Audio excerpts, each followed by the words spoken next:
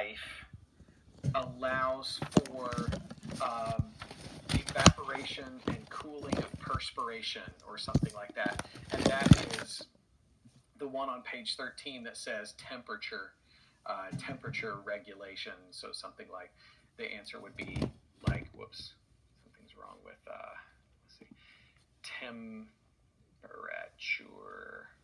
regulation. Because when water evaporates, like when the perspiration evaporates off your forehead on a hot day, water actually takes heat with it as it cools down. It takes a lot of heat with it as it cools. So that's one of the major factors that allows water to help regulate your body temperature. Also, water absorbs a lot of heat as well. So this is referred to as the high heat of vaporization, uh, meaning that it takes a lot of heat to make water evaporate, and high specific heat is mentioned in there.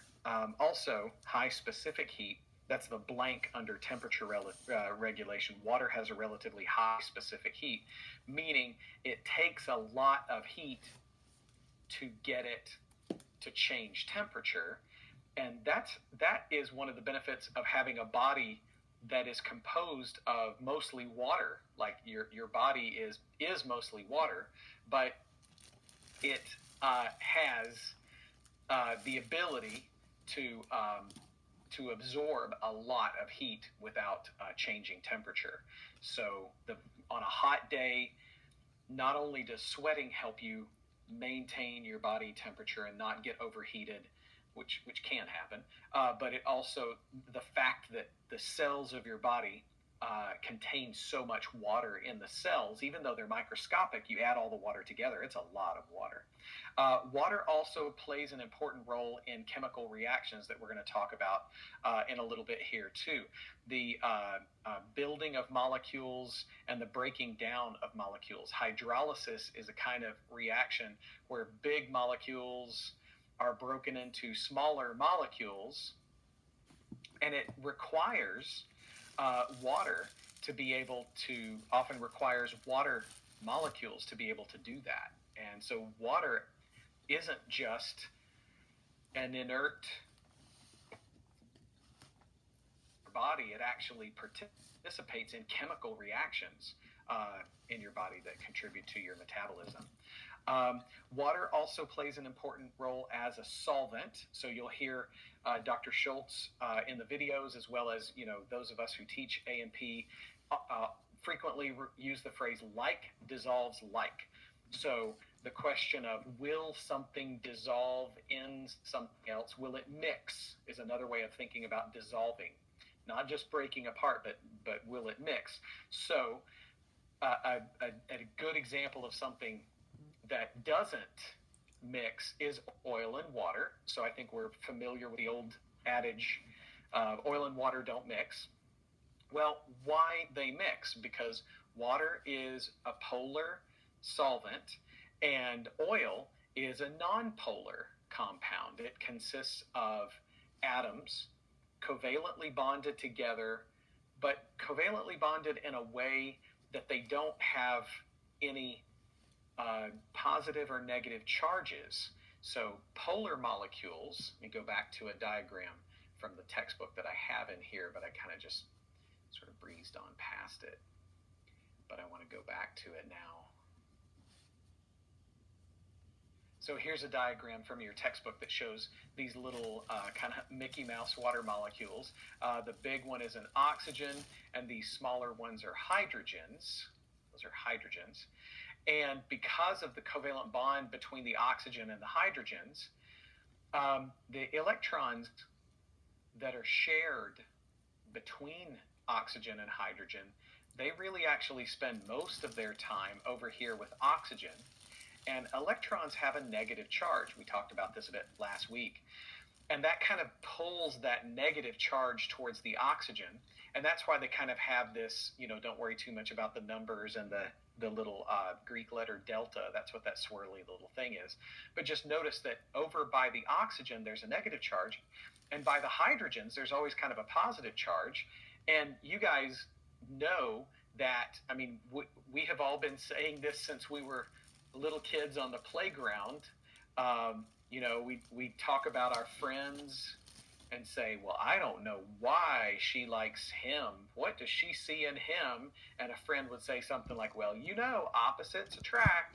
So that old phrase, opposites attract, always kind of helps me in thinking about chemistry too, because the opposite charges play a really crucial role and really help us understand why like dissolves like. So, what we did talk about a little bit last week was we talked about, compounds that were polar molecules, and we looked at this one right here and said, of all these that I've got listed here, this one's the only one that's polar, because polar molecules usually contain an oxygen hydrogen relationship or a nitrogen hydrogen relationship. These others don't really have that. I mean, they've got oxygens and nitrogens, but they don't have oxygen connected to hydrogen or nitrogen connected to hydrogen. So if you see a molecule similar that has these parts, I'll show you these again. We looked at these already too. If you see a molecule with something like this is something that will favorably mix with water. Like dissolves like. This little area right here is polar.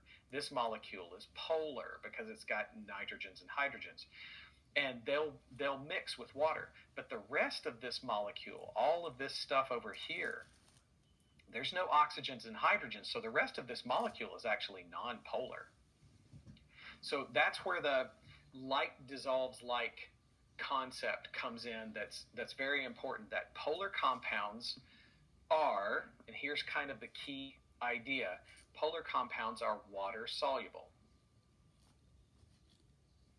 And I'm going to go ahead and throw this term out here because I know some of you are already well ahead of me, keeping up with the videos and stuff, so that's great.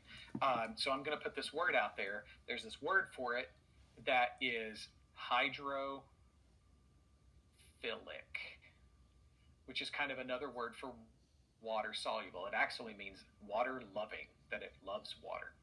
The nonpolar things that don't have those OHs and NHs, they don't dissolve in water. They don't mix in water like fats, oils, and lipids. They are not water soluble. They, in fact, are hydrophobic.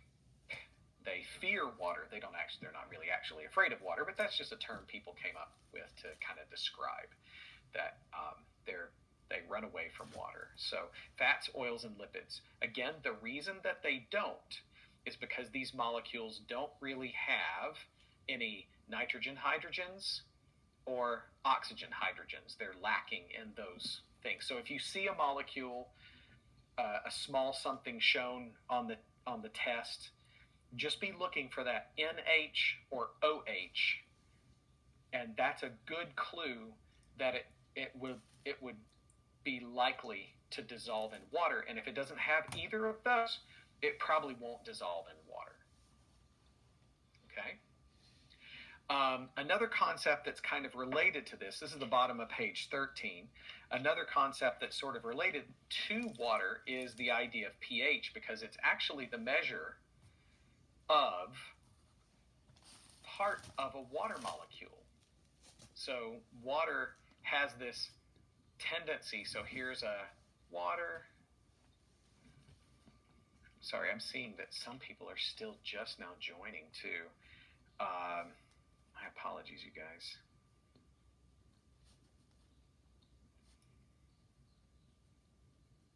I don't know what the deal is. Okay. So this is kind of a water molecule, and one of the things that happens is sometimes these sort of separate from each other, and the oxygen will borrow, I don't want to say steal, but it'll kind of borrow the hold on, let me get back to your question there in a second. We'll kind of borrow the electron, and that means the hydrogen kind of loses that electron, and so for a split second there's a little hydrogen ion. But in pure water, there's bazillions and bazillions of these water molecules. That's not a real number, but there's just like uncountable billions and billions of water molecules. So at any moment, there's a few of these free hydrogen ions flowing around.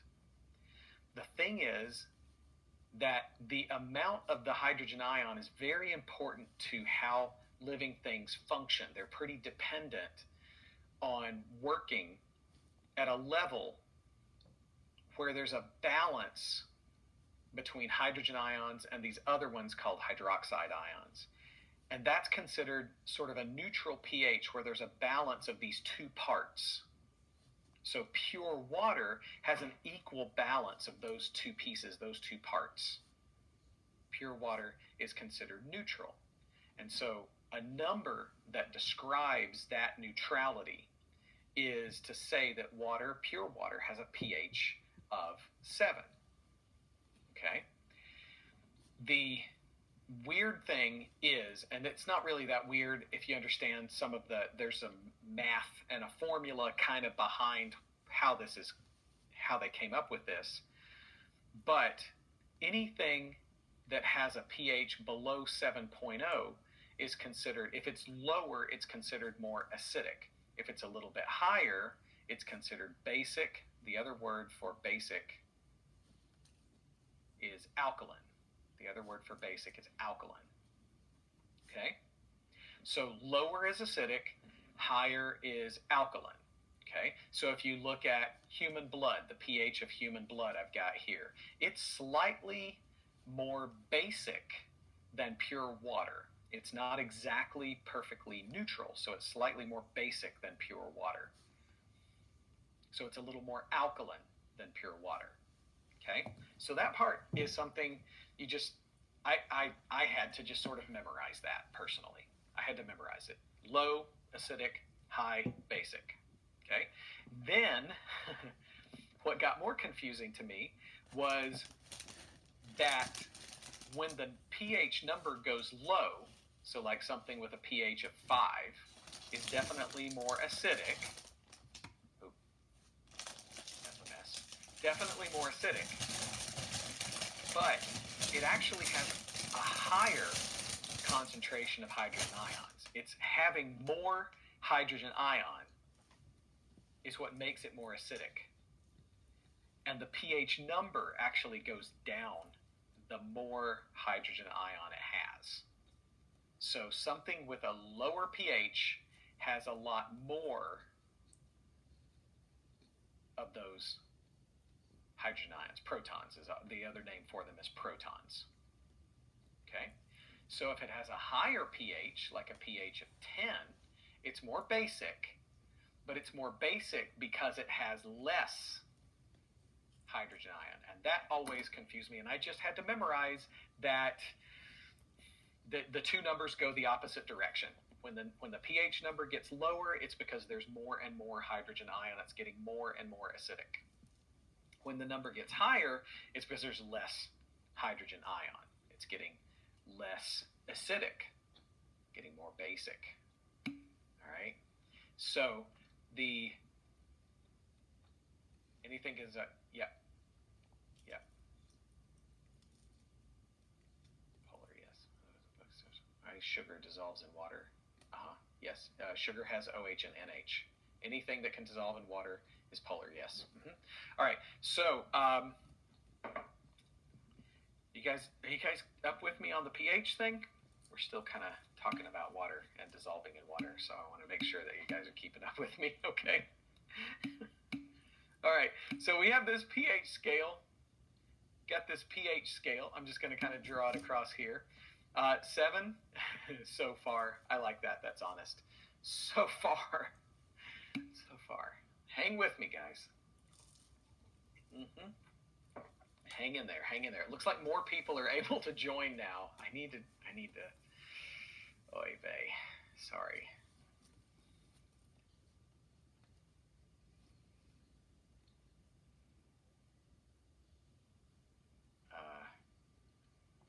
Yeah. Let's see. I got one person. I'm going to check and see if she's able to get in. You made it. You made it, Jasmine. I was about to send you an email. Good. Yes, thank God. I was about to send you an email because I was like, I sent you what I knew. Refresh the screen. You click on it, and a menu should come out from the right that says join. Or guys, you can skip that if you click on the folder that makes all the meetings drop down below. On the far right, you don't actually have to click on the meeting name. On the far right of the screen, you'll see that little menu, the little circle with the 3 dots in it. And if you click on that, you'll get a little drop down menu, and one of the choices is join. Okay, just for future reference. If that's just another thing to try. I can't guarantee it'll always work. 2 sessions. It should not be 2 sessions. Well, okay. No, there should only be 1 session showing, and the other is the folder that it was in. The folder that it's in. So I've got it in a folder with all of the meetings for the entire semester. So you click on the folder, and that drops down, but the folder name stays at the top. Yeah, okay. I thought I was being so organized, and I actually created confusion, you guys. I'm sorry. I thought I was getting ahead of myself and staying nice and organized, but I think I made you guys confused. And I know it's crazy when you're new to Blackboard, and you're definitely new to online learning. There's so much to learn, you guys. You are my heroes. So so the pH scale, neutral pH 7. That means, remember, there's like an equal. Ooh, wow, equal concentration between those hydrogens and those OH ions. Okay, that's a pH of 7. Blood is just a little higher, so it's slightly alkaline. But saying that blood is alkaline, does that mean that blood would have more hydrogen ion or less hydrogen ion? I give you a 50-50 and see how fast you can type it. More or less, you got a 50-50 shot. Just take a wild guess. Let's see what everybody says. You got it. Less. Right. You got the idea. So if it's a little bit more alkaline, the pH number gets higher, but it means less hydrogen ion. Here's why this matters going forward. Okay, for right now, I'm not going to spend too much time talking about it, too much more time talking about it. But for right now, just memorize what I've kind of said. If the pH number is higher, it's less hydrogen ion. If it's lower, it's more hydrogen ion. Okay? Now, here's a key concept to get. Each whole number up or down the scale. We're kind of looking now at the top of page 14.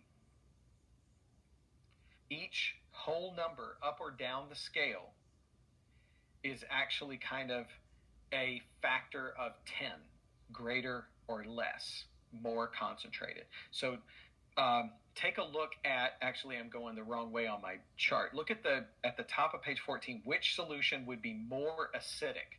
A pH of 2 or a pH of 3? Well, the pH of 2 is more acidic. And yes, pH of 2 is more acidic, and it actually has more hydrogen ion. Okay, so the lower on the scale, the more hydrogen ion. Okay, the concentration of hydrogen ions in a solution with a pH of 8. I'm not entirely sure you actually need to know that for the test, but I will tell you that it kind of explains it on the previous page. The concentration of the hydrogen ion with a pH of 8 would be 10 to the negative 8th, or yes, 0.000. I'm counting your, Tanya, I'm counting your zeros to make sure you got the right number of zeros. Yeah, it looks right to me. 10 to the negative 8th, or 0.1, 2, 3, 4, 5, 6, 7, and a 1. So it would be that concentration. Hydrogen ions per liter, moles per liter, molarity. It's a way of measuring concentration in chemistry. Although, like I said, I think the best way to kind of memorize that, if you were asked that question, what would be the hydrogen ion concentration of a solution with a pH of 3? The easiest answer is just to say 10 and then a superscript -3. You just kind of take the actual pH number. That's really where it comes from. And you just put 10 to the -3rd power. 10 to the negative. Don't forget the negative. That's kind of a tricky part. I prefer that way, and you can put it like that. Now, if you have to type it in on an online test, do it like this. Type the 10, and then type this little character above, should be above the 6 on your computer keyboard. If everybody will kind of look down at your computer keyboard. I don't know, you might be on a phone or an iPad, you might have trouble finding that. But if you're looking at a computer keyboard, I think it's above the 6. It is on mine. So that just means to the power of, and then you can just put -3. You can type that in, okay? And that would be satisfactory for me. I'm the one that's grading your tests. So, yep, that's it, Joshua. That's right. It's called a caret symbol. It doesn't look anything like a carrot. Or anything like a diamond. Yeah, you got to press Shift and 6. That's right. So if you type that in on the test, that's completely accurate. That's totally fine. Okay. Let's move along. All right. Here we go. A pH of 5, something with a pH of 5, is more acidic or more basic? Which one of these words would we put in this blank right here? Something with a pH of 5 is more basic. Basic. And it's actually 100 times more basic. Yeah, 100 times. Because the pH scale is 10 times for every step up or down the scale. So 5 is 2 steps more basic than 3. So again, we kind of look at it. It always helped me to look at it as a number line. There's 3, and then there's 4, and then there's 5. So each step up the scale becomes more basic, but this is 10 times. Whoops, it's supposed to be an X, and this is 10x right there. So each step is 10 times 10, or each step is 10. So if we asked about 6, it would be another 10x. So it would be 10 times 10 times 10, which is 1,000 times more basic than something with a pH of 3. It has been a while since I have seen that as a question on one of our 2113 exams, but I did see something like this a few years ago. So I think it's a good idea for you to make sure you get the concept of the factor of 10 up or down the scale. I was trying to see if there was anything more about that we needed to cover. I think that's kind of fine for now. Let's see. Let's skip on past that. Oh, I do want to talk about buffers. This is bottom of page 14. Buffers are chemicals that help keep the pH from changing too much. And one of the most important ones is the bicarbonate buffer system.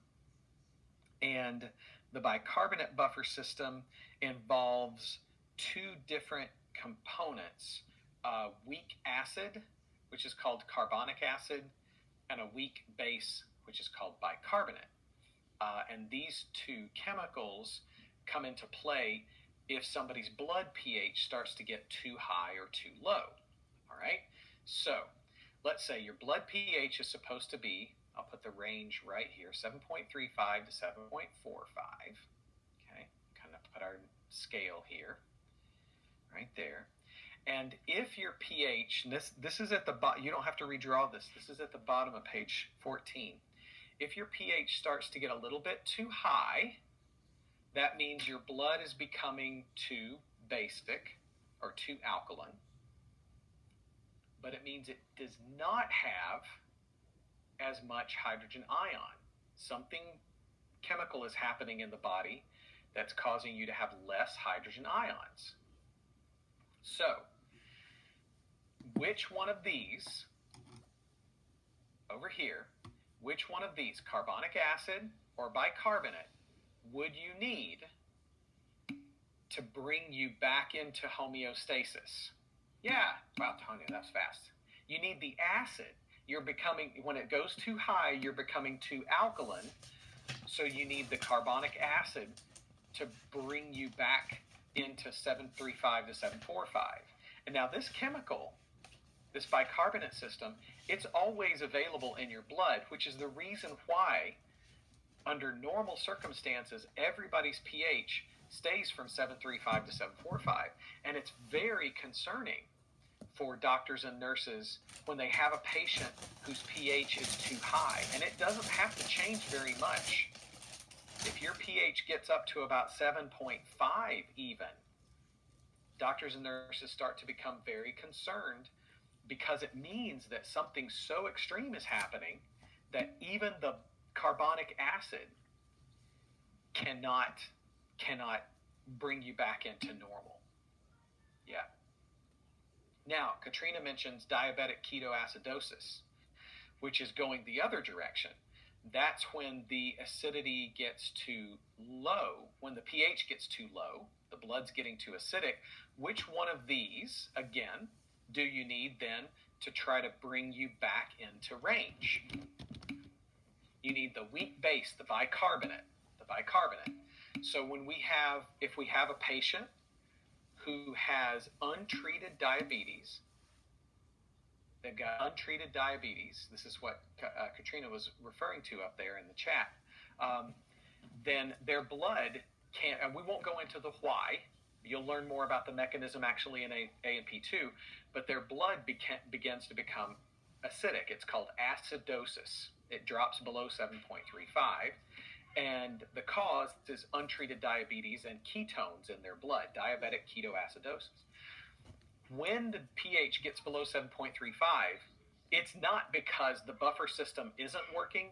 The buffer system has been trying to keep the pH in the normal range, but the changes are happening so extremely that even your normal buffer system can't keep you in the normal pH range. And that's why doctors and nurses get very, very worried, because it means by the time you start showing the symptoms, and typically patients will be breathing very fast, they might slip into a mild coma, or it could be very bad, but they start to show the symptoms, and by the time that shows up, their buffer system has already failed to keep everything in a normal range. Okay, so I definitely want you to pay close attention to this. I have seen the way that I've been asking you guys questions is definitely how I've seen questions about this on the test, on the exam, is,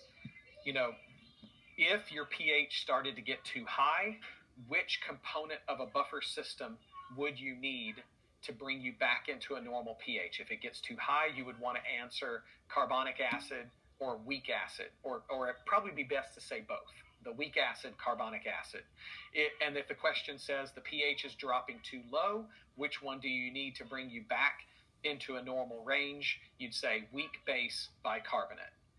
Okay, that'd be what you would answer. Okay, or we may ask, a patient has a pH of 7.25, and we just tell you that's the pH, and then ask you which part of the buffer system needs to bring the pH back to normal. So in that case, if we just tell you the 7.25, that's why you need to memorize the normal range.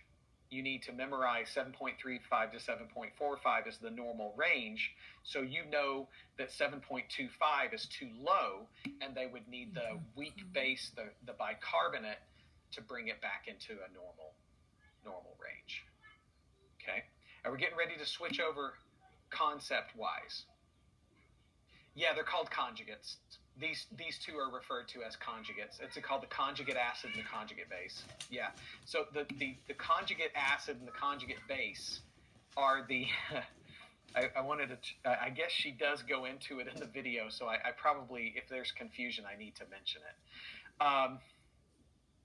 Let me sketch it out real quick here. I don't want you guys to go away too confused about this. Here's Here's our acid. No apologies. I mean, if you've got a question about it and you're confused about it, that's what I'm here for. Okay? This is our acid. This is the carbonic acid. That's called carbonic acid. It is the one that we're calling the weak acid. Okay? It dissociates into a hydrogen ion, and this thing right here, that is the bicarbonate. This is the bicarb right there, HCO3 with a negative charge. That's the bicarb. Okay, so if you are too acidic, if your blood pH is too acidic, you really need more of the weak base. The weak base. Okay? So this is the weak base. But what bicarbonate will do is bicarbonate, check out this little bit thing right there and this little thing right there. And remember, opposites attract.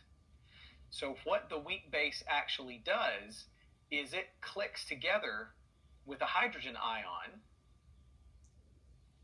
and by doing that, it reduces the number of hydrogen ions by 1. And the more of that bicarbonate you add, this is why if we have a patient with ketoacidosis, we actually will give them a bicarb-based IV. We'll give them a bicarbonate-based IV solution. Okay, we'll put an IV in that has a low pH, that has bicarbonate in it, and these molecules will click together with those hydrogen ions like little magnets. Now, when they do that, what do they become? What do these two become when they click together? Well, they become what's known as the conjugate acid. The conjugate acid, or the acid that results when these two come together. Okay? Now, the reason why it's called the conjugate acid is because it's still there. It's still in the blood. It's still in the solution. It's still in play, and it can click back apart if needed. All right? So when the weak base is needed, it'll click together with the hydrogen ion to become what's known as the conjugate acid. That's where that kind of comes into play. I do not know if that makes that concept any more clear. Okay, I think that the main thing you need to remember is which of these is needed to bring a solution back into a normal range, and that's those boxes at the bottom of page 14. Those little on that chart. Okay. And on top of that, I'm kind of skimming down through here, and I don't see anything. Correct me if I'm wrong, y'all. I don't see anything in here in the lecture notes about conjugate acid or conjugate base. Meaning that, in my opinion, if it's not in the lecture notes, don't need to worry about it too much for the exam. Okay, so here's a sample multiple choice question. Let's take a look at this real quick. I'll give you a second to kind of read over it. Just read it. Don't type in an answer yet. Give everybody a chance to read it.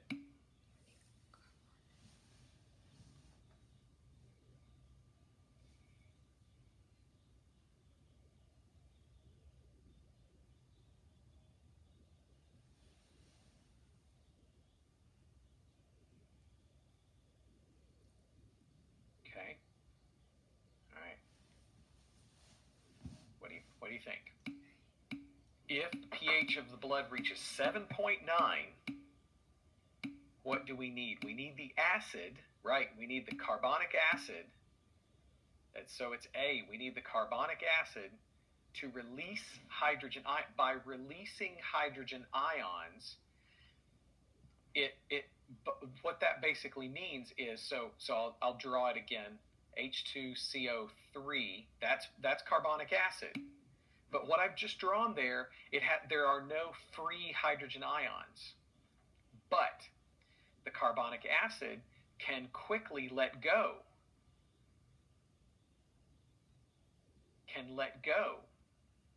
of a hydrogen ion.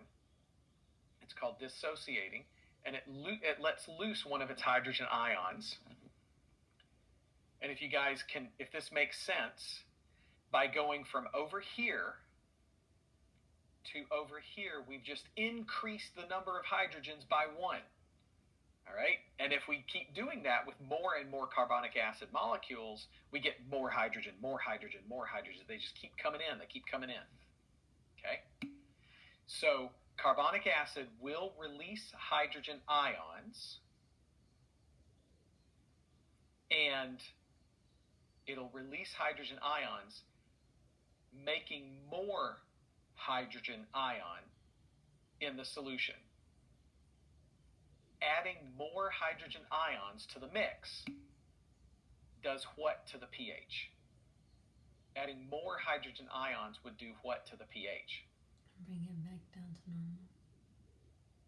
Adding more hydrogen ions does what? Makes it lower, brings it down. And at a pH of 7.9, that's what we need to do. We need to get it down below 7.45. So we need more hydrogen. We need carbonic acid to release more hydrogen ions. That's why A is the correct answer. Okay. In fact, a note about D. I see some of you were debating on D. So let me mention D. Carbonic acid is actually, it's already loaded up with hydrogens. That's as many as it can hold. It's totally neutral at this point. It's completely neutral. We don't draw any positives or negatives around it.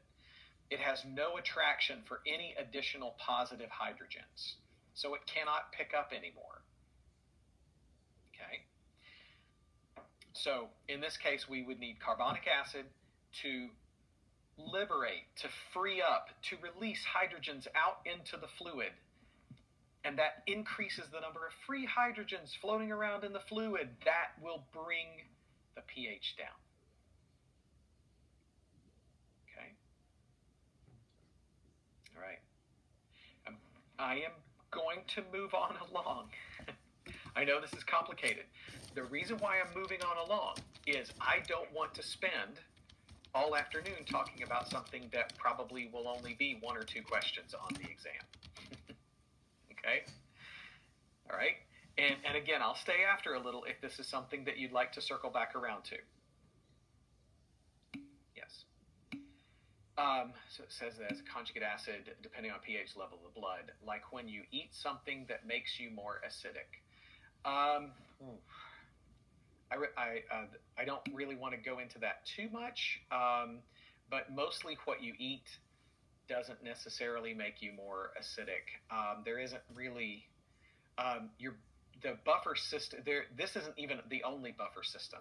Yes, so A is the correct answer. This is the bicarbonate system is not the only buffer system. There are a half a dozen or more major buffer systems in and throughout your body that keep all of the systems of your body working at their optimal pH.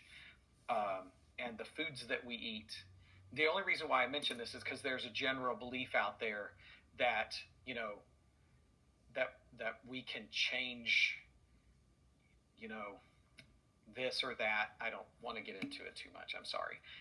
But it's not, it just doesn't. It doesn't. I mean, your stomach is ragingly acidic. I mean, an empty stomach has a pH of about 1 or 2. You constantly produce acid. And I'm not really sure why people believe that eating alkaline foods makes them healthier or something like that. I don't even know if that's what you're talking about, Tanya. I don't even know if that's what you're talking about. But I just wanted to kind of make sure that we were kind of talking about the same thing. All right, so moving on. Organic compounds, page 15. The big idea when talking about these compounds is these are big molecules made from smaller molecules, okay? And I don't think there's really any, I'm just double checking. There's nothing here on this slide, you guys, that for now we really need to get into. But it does go back a little bit to page 12, the anabolism and catabolism of building and breaking down molecules. So, the molecules that we're about to start talking about on page 15 are, are actually very big molecules, like you see a picture of a molecule of starch here, that's actually assembled by putting together hundreds or thousands of other smaller molecules, in this case, glucose molecules. So I want you to see the big picture as we get into this. Many of these smaller molecules, like glucose, are standalone molecules. They have their own function. Like in your blood, when we talk about your blood sugar, we're talking about glucose in the blood. We're talking about glucose in your plasma. That's blood sugar. So glucose has a function by itself. But plants in particular, and especially plants that we eat, like potatoes and corn that are very starchy foods, they'll make these glucose molecules and assemble them into these bigger molecules called starch. So the starch in the food that we eat consists basically of a giant molecule that's actually made of lots of little molecules. And the idea that I always use is it's like Legos. It's like, each Lego is a single piece, but if you click them together, you can make much bigger molecules. In chemistry, clicking them together is what we refer to as synthesis. It's called a synthesis reaction. Putting them together is called synthesis. And it actually, more specifically, is called dehydration synthesis. Now that was not very well written. Very bottom of page 12. Dehydration reaction is a build-up. It's a building reaction that involves putting smaller molecules together to make these bigger molecules. Okay. Now, just above that word dehydration, at the bottom of page 12, just above that is the word hydrolysis. Now, hydrolysis is a form of breaking down. It's a form of decomposition, breaking bonds apart. So what you see pictured, I'll kind of clear it out. What you see pictured right here is taking a big, it's catabolism. It's catabolism. It's breaking things down. Taking a big molecule and breaking it down into smaller molecules. And it requires water as a reactant because it's referred to as hydrolysis. It means breaking down using water. Breaking down using water. Okay, so this one is the one that's decomposition. This one over here is the synthesis. It's taken all of these little amino acid beads and putting together a little bead necklace. My kids have those, a container of those little poppet beads where there's a little plastic bead with a hole in one side and you can click them together. And I always think about those when I think about a synthesis reaction. It's called dehydration synthesis because it involves taking away a water molecule from in between each of these beads to form a new bond to click them together. Each time a bond is formed, it involves removing a water molecule from between. Yes, hydrolysis is the breaking down. Dehydration, its full name is dehydration synthesis, but I see in our lecture notes at the bottom of page 12, we only use the word dehydration by itself, but it's dehydration synthesis. It's building up, it's anabolic, and it involves the removal of water, whereas going back over here on the left, hydrolysis requires water. Now, your body does about equal amounts of both of these kinds of reactions. So this is, it overall involves a kind of a balance of water between two reactions. But that's all. So when it says write out the reaction for hydrolysis or dehydration, what would it look like? Let me see if I can find a spot for you. Here we go. Here we go. So now you don't have to write, don't freak out. You don't have to write all of this out. When it says write out the reaction for hydrolysis or for whatever, what would it what would it look like? I would do it like this. For dehydration, writing out a general reaction. Now this is kind of at the top of page 13, right? Don't freak out. Top of page 13, is that correct? For dehydration, a little space up there, write out the general reaction for the dehydration synthesis of a disaccharide.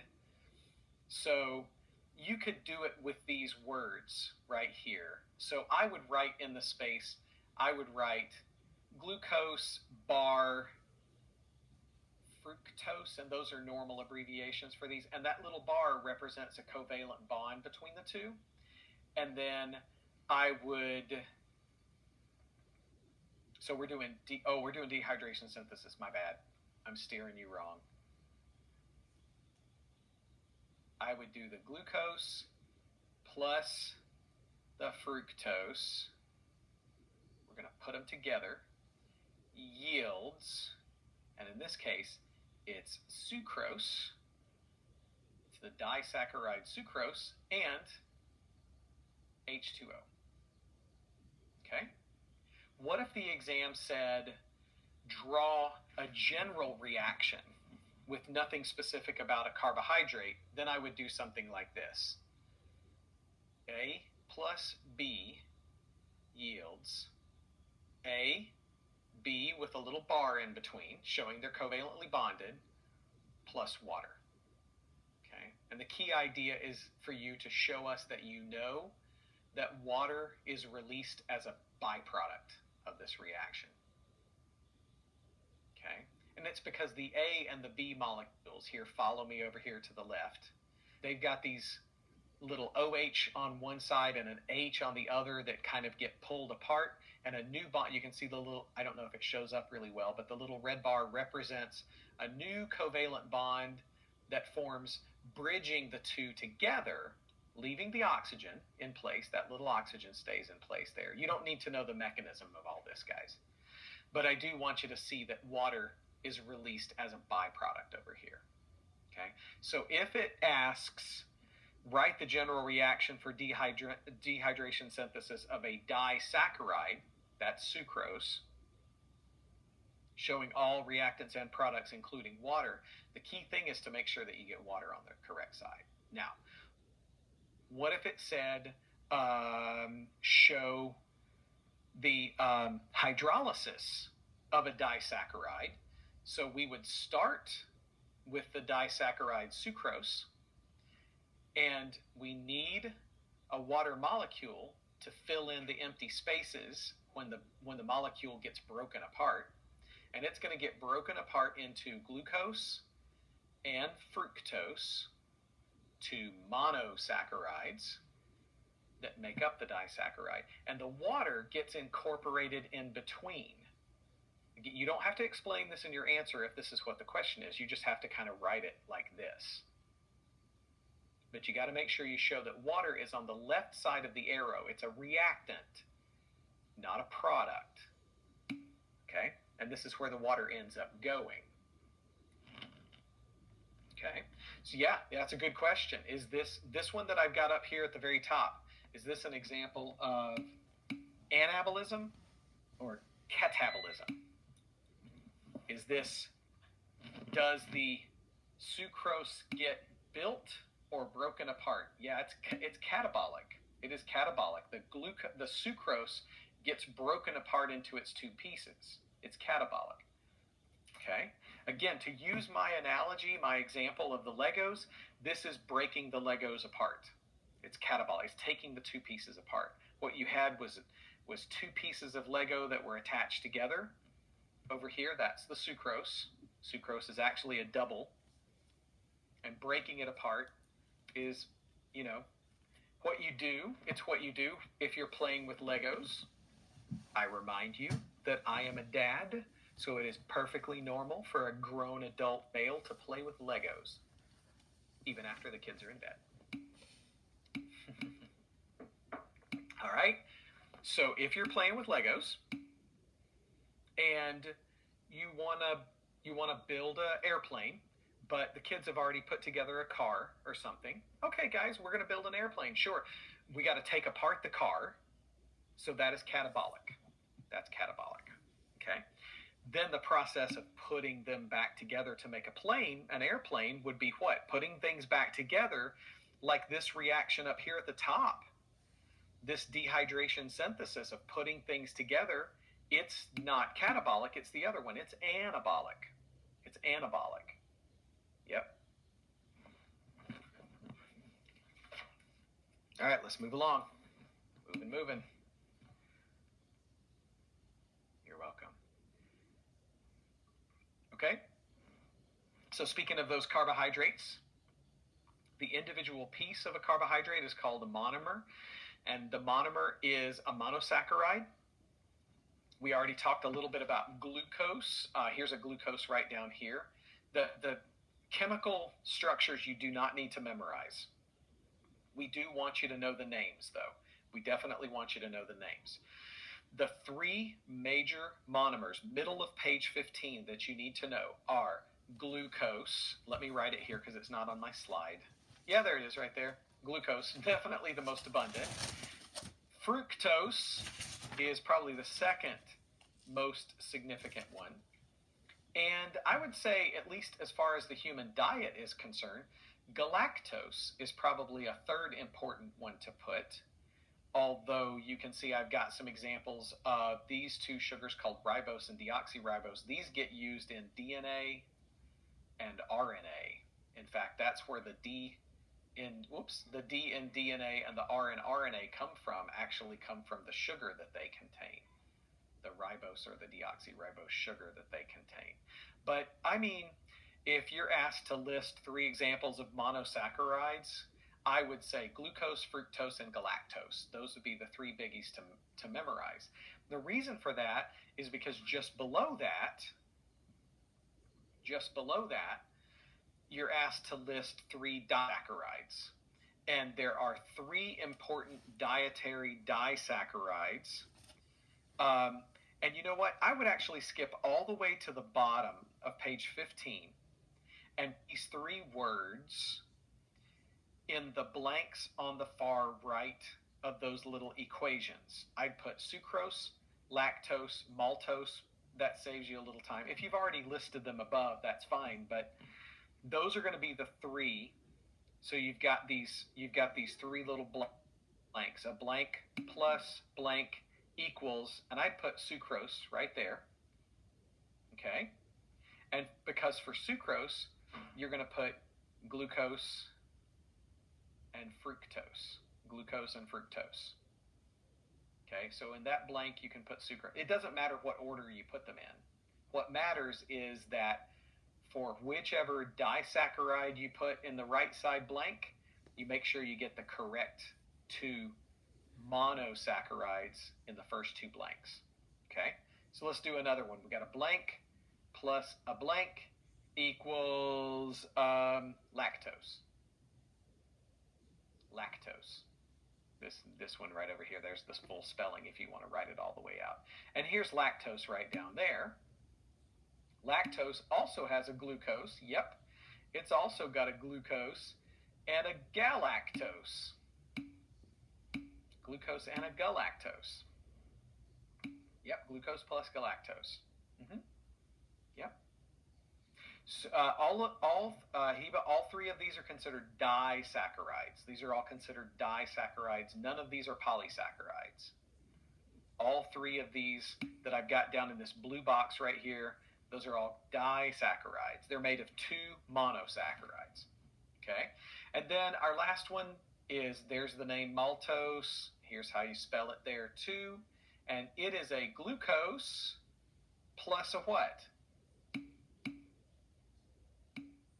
Another glucose. So it's 2 glucoses together. Okay? All right. And then that right there at the bottom of page 15, you've now got the 3 disaccharides that you need to memorize the name of. You've got the 3 of them listed, sucrose, lactose, and maltose. Plus, you've got what each disaccharide is made of, which monosaccharide each one is made of, which you also need to know. You need to know that as well. You need to be able to say, give us an example of a disaccharide and tell us what monosaccharides it's made of. So that might be a short answer question where you'd have to sit. You can pick any one of the three, for example. Sucrose is made of glucose and fructose. Or we may just ask, list 3 disaccharides. And that would kind of be it: sucrose, lactose, maltose. And just write out the names. You do not have to draw the chemical structures like you see them on here. I mostly put them on there because I think they're cool looking. Now, you ask about polys. Polys, lactose is right here, glucose and galactose. Glucose and galactose. Okay? Lactose. So here are there are the 3 right there. All right, so I'm going to move on. Got it? Okay, good. Let's talk about the polys. So this is the top of page 16, polysaccharides. Sorry, guys, I wish I could slow down. I really wish I could, but if I did, we would be here all weekend. Don't tell me you got time. I got time. I can't sit here all weekend. So polysaccharides. The polysaccharides, there are 3 that are really of physiological importance to us as humans. And these, by the way, when we talk polysaccharides, we're talking about hundreds or thousands of individual monomers. Okay? And guys, I want you to get this. Glucose. I don't have it written down here. Glucose. All 3 of these are polysaccharides, and they're all made almost completely entirely of glucose. Glucose over again. Repeated. Okay? So it would be like, using my Lego analogy, it would be like building a Lego house or something, not using any fancy parts or any of the fancy special Legos, literally just using like the 4x2 brick, like the old school 4x2 brick Lego, and just kind of using that one brick over and over again. All right, and building something as many times as you need to use those same ones over and over. Okay, so here's what you need to know. Glycogen. This is how humans store their extra glucose. Okay, and glycogen is stored in liver and muscle. So 2 major places in your body where you store extra glucose: liver and muscle. Okay? For the test, Portia, starch or amylose is fine. Which one do you prefer? I think I know which one everybody would prefer. I don't care. I do want you to know that starch's real name is amylose. I do want you to know that starch's biochemistry name is amylose, because in A&P2, you're going to learn an enzyme that breaks down starch, and its name comes from the biochemistry name of the chemical that it breaks down. Okay? It's called amylase, and it's found in your saliva. Excuse me, it's secreted by your pancreas. My apologies. So, for now, calling it starch is fine, but I think it's important going forward that you remember that in physiology, it's better to refer to it as amylose, because there are a lot of names that from it. Okay, it is made by plants, and it is a significant digestible form of glucose in our diet. It's probably the major source of glucose in our diet. It's probably the major way that we get our glucose from starch in the vegetables, fruits and vegetables that we eat. And I would say all fruits and vegetables have some starch in them. There are those that are more starchy, like corn and potatoes. But pretty much most plant products have some starch. Excuse me.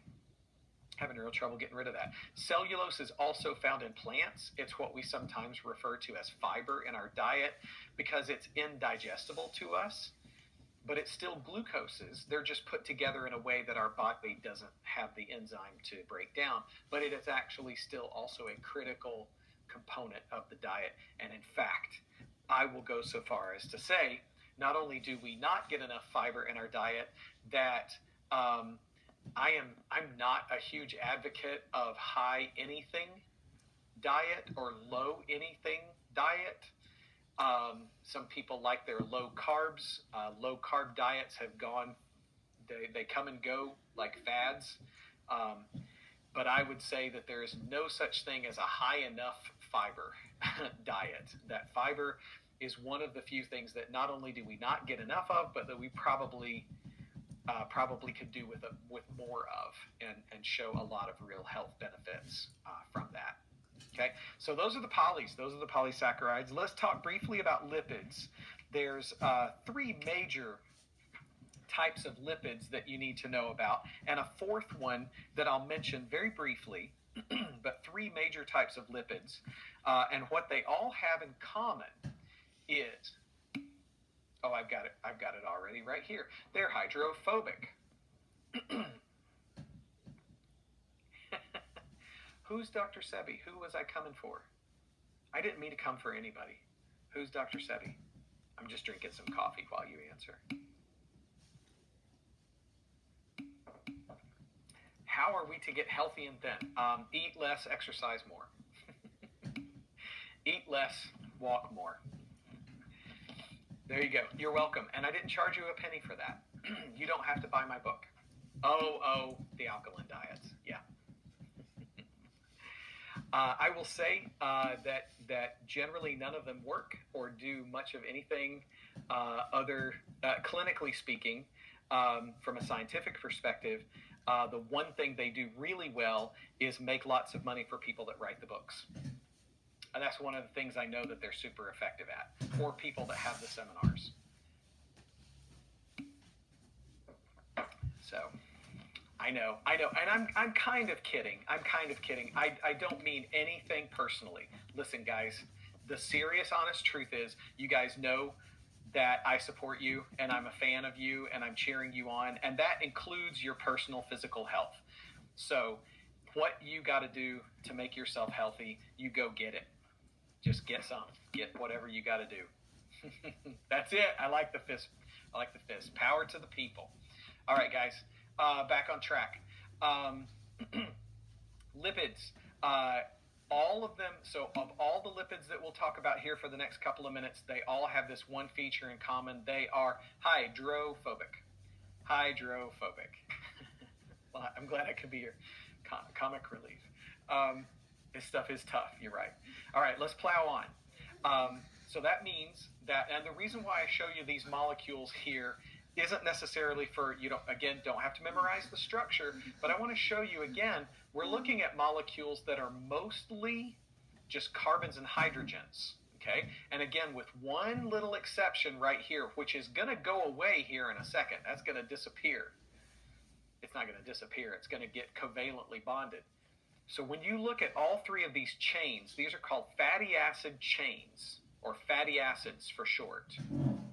And all three of them, if you look at them, there's no OHs, there's no NHs, right?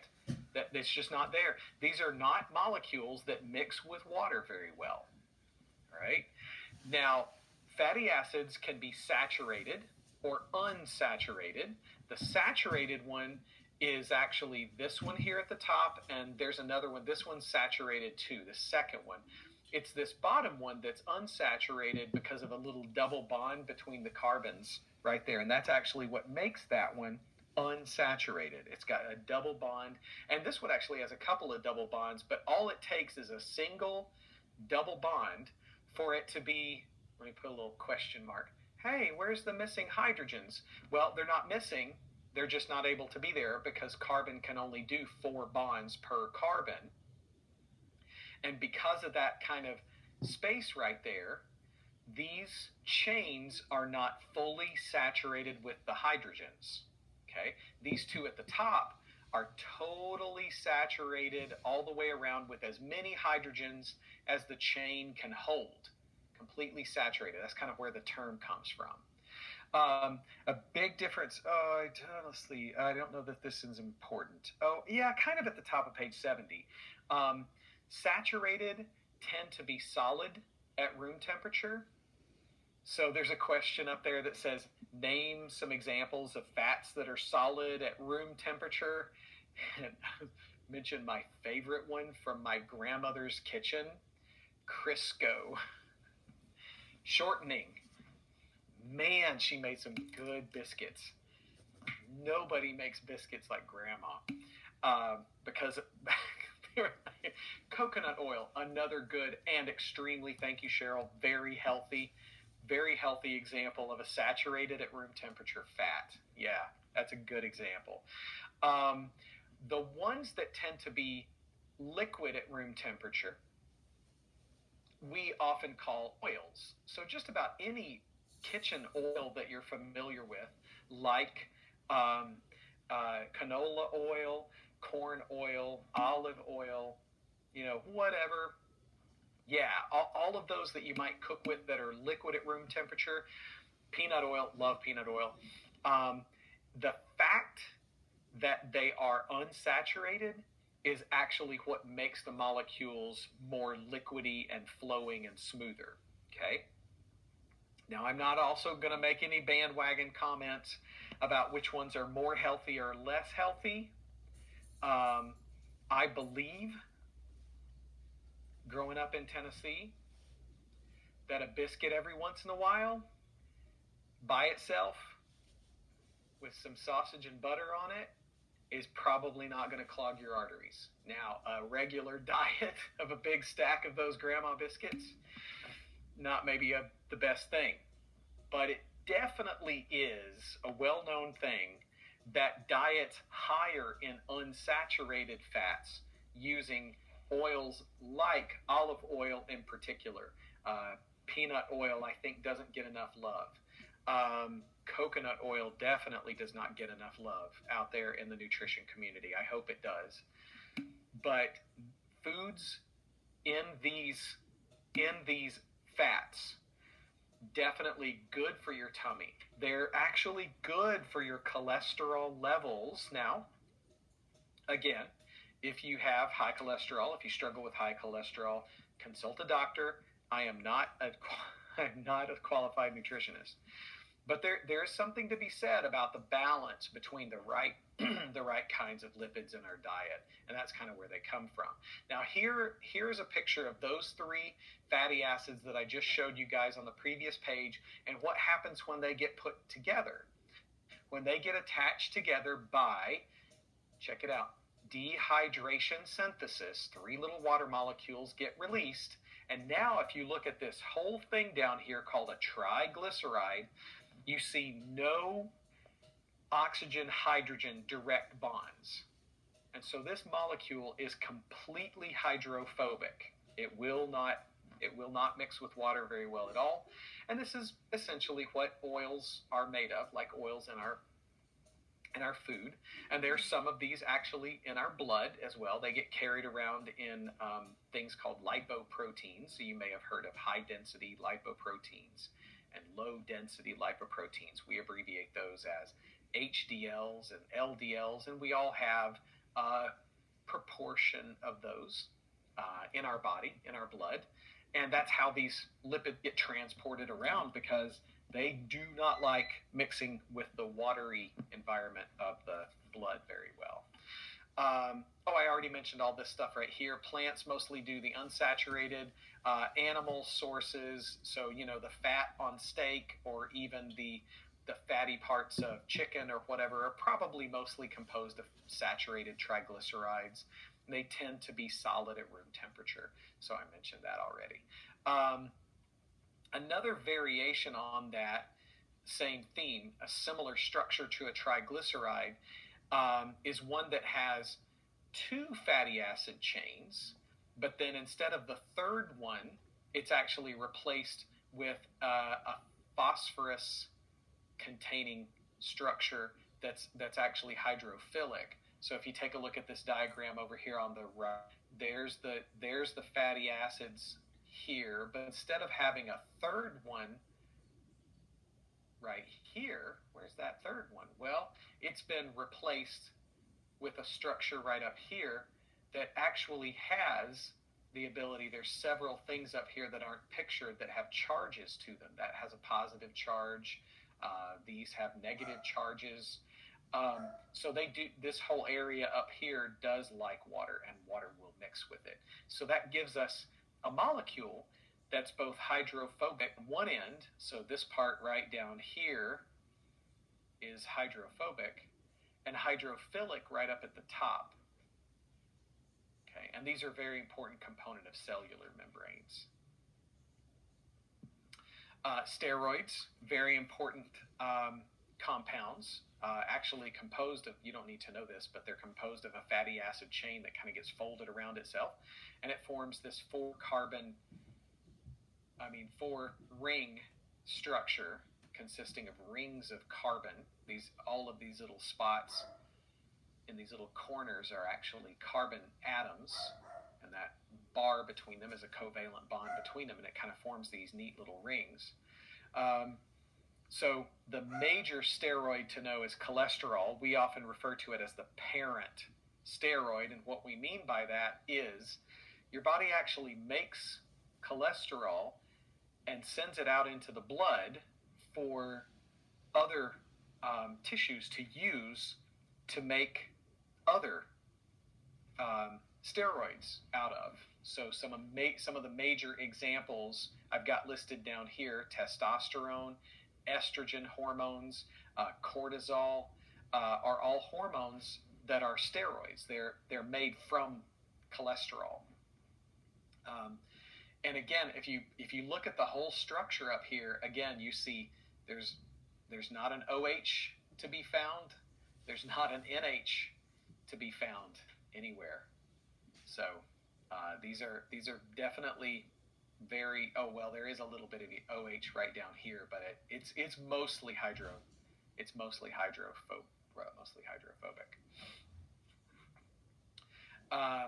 Used for a lot of different things, used for a lot of different purposes. We'll talk about steroids a lot as we go along.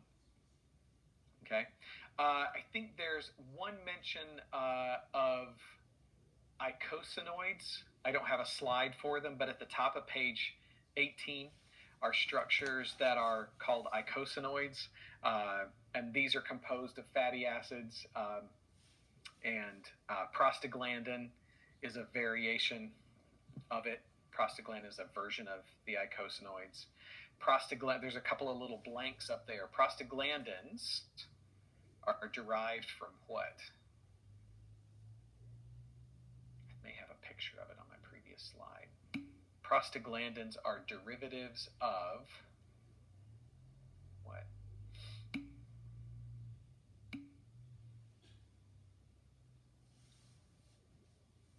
I think that most prostaglandins are omega-6 and 3, yes, but it's a specific one. I think it's linoleic acid. I would probably have to look it up. Let me see what I can find. I've never seen it come up as a question on the exam. Ah, there it is. Yeah, I don't have a picture of it.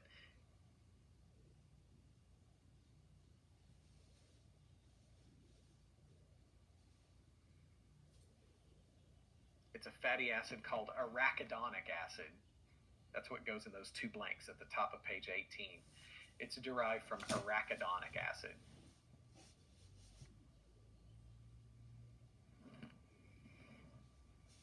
And like I said, I have never seen that as a test question, but I don't know. It now would be the time that it would show up.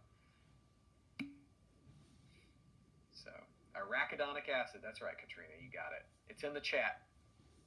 Katrina put it in there for us. Proteins. Let's talk about proteins. We'll kind of finish up, take a short break, and then we'll move on into chapter 3. Goodness gracious. Proteins. The base piece of proteins, the building block of proteins, are amino acids.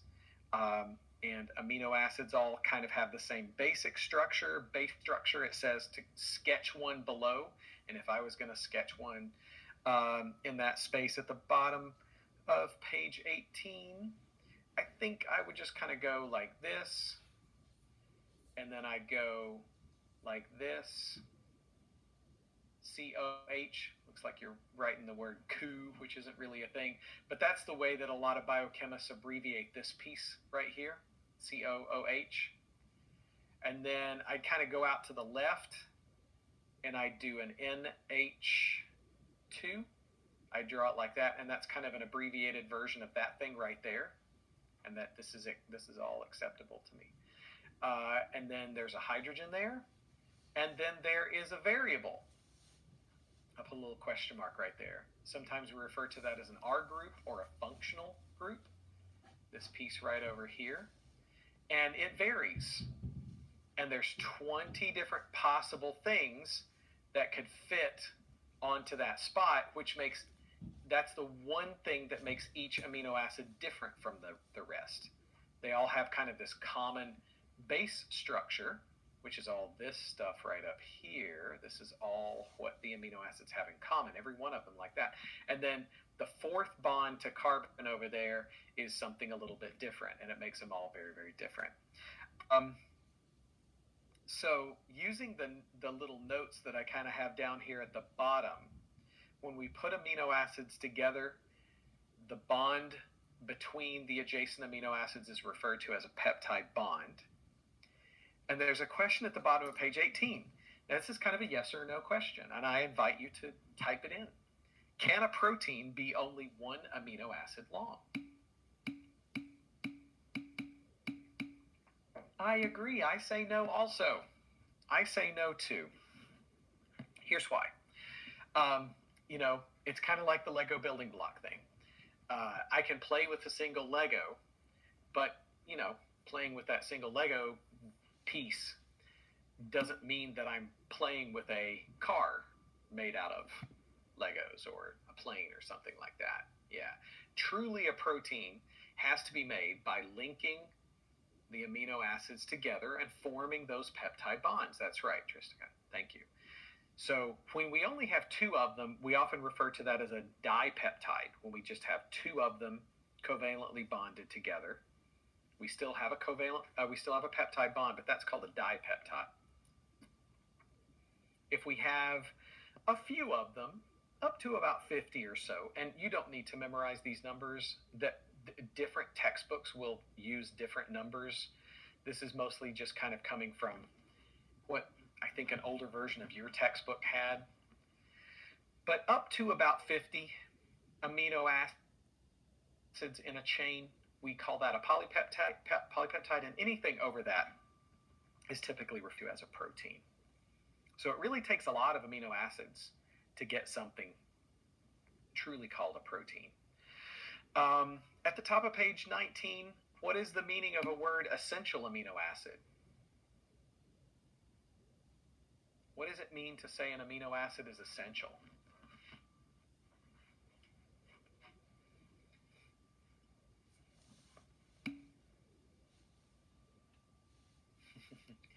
We have to eat it. That is correct, Cheryl. Why do we need it? Yes, Portia, we must get it in our diet. Why? Why do we have to have it in our diet? Because the body doesn't make it. The body doesn't make it. So that's correct. So the flip side of it is, and of the 20, about 8 are essential amino acids. That means 12 are considered non-essential. Heba, you're correct. It's 10. It's 10 up to a certain age. And after a certain age, the liver is able to make 2 others, I think. I don't need you to memorize the number, but at newborns, for newborns, it is 10, half of them. And that is, the liver doesn't make, there's a couple of them, I can't remember which ones. There's a couple your liver cannot synthesize, but after your liver matures a little, you can synthesize them. But that means that there are, let's say, 10 or 12. Some of you are going to go into pediatrics, so you'll need to know the differences between the babies and the adults anyway. So let's say between 10 and 12 amino acids are non-essential. That means you don't have to have it in your diet because your liver can synthesize them. Your liver can make them. So that's kind of cool to think that your liver actually can synthesize about half of the different amino acids. All right, moving along. This is just about, there we go. That was just about the peptide bonds. In the middle, it is important to understand a little bit of the protein structure: primary, secondary, tertiary, quaternary, just the basics, just a little bit of the basics. I want you to just kind of memorize this part right here. Primary sequence, the primary structure of a protein is just the sequence of amino acids. So it's kind of like amino acid number 1, number 2, number 3. And these could be all different ones. They look like a bunch of purple boxes to me, but it could be like, the first one could be one called valine, and the next one could be an isoleucine, and the next one could be a glutamate, and the next one could be a tryptophan, and so on and so forth. Those are just some of the different amino acid names. And so the exact order of that is genetically determined by your DNA. So DNA kind of determines how many, or the order of amino acids in the sequence and the order that you put them in. And so these go together in a chain, a linear chain, like those little poppet bead necklaces or bracelets that my kids like to make. Those little poppet beads, and they have an order to them. But the chain can also form these beautiful little swirls called an alpha helix, or these really interesting kind of like jagged plates that are called pleated sheets, or beta sheets, as they're sometimes kind of known. So the chain isn't just a long chain. It can actually form these areas that are called secondary structures. And these are held together usually by hydrogen bonds. You can see on this diagram right in there those little, and there's some right over here. You see those little blue dotted line. That represents hydrogen bonding. That's kind of holding the whole mess together. And then those little, here's a little alpha helix, but that alpha helix in this part of this protein, here's another helix here, and these are kind of bent around towards each other. And so the overall shape of the protein is called the tertiary structure. And it's this shape that really gives it its function. So you'll hear us say the word form, fits, function, or form determines. That makes more sense, but people like to use a word fits in the middle there. Form determines function. Shape determines function of the protein.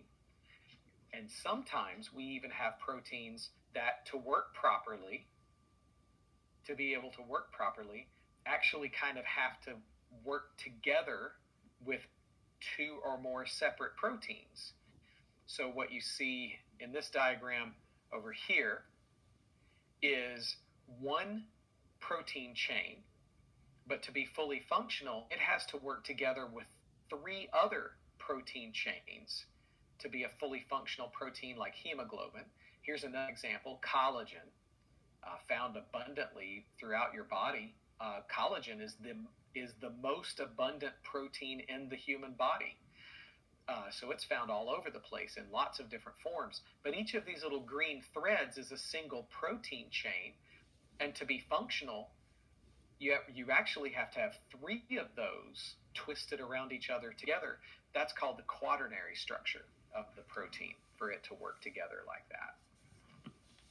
If it loses its shape, it's called being denatured. Being denatured is when protein loses its shape and function because it loses its shape. We see this every time we fry an egg. The egg white is made almost entirely of a protein called albumin. And before you put it on the hot skillet, you know that it is clear. You can see through it. You drop it on that hot skillet, and the proteins become denatured, and it makes them opaque. So they kind of completely change. So yes, temperature and pH are kind of the two major factors that determine the protein shape.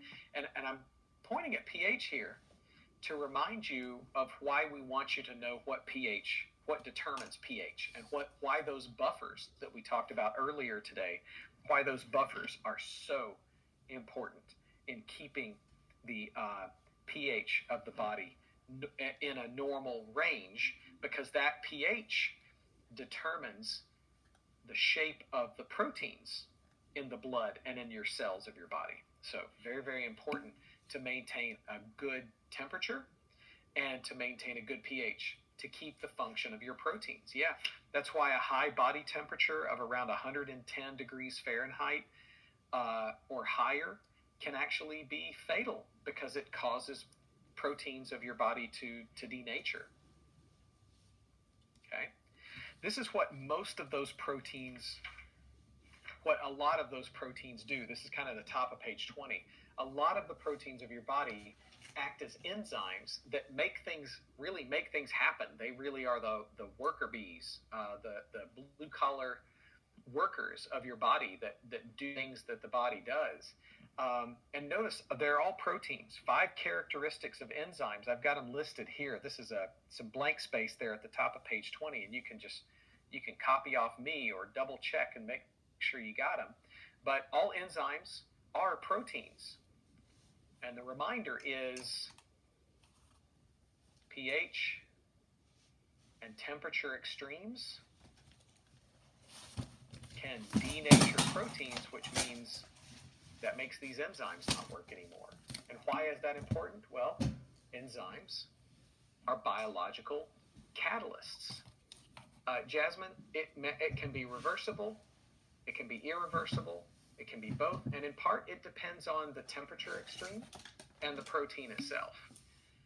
Now, as long as the body remains healthy, you may have a really bad fever that destroys some of your proteins and some of your enzymes, but recovery from that terrible fever can take a while, in part because the cells of your body that have those damaged proteins that may have been irreversibly denatured, those cells have to destroy those denatured proteins and remanufacture fresh new ones again.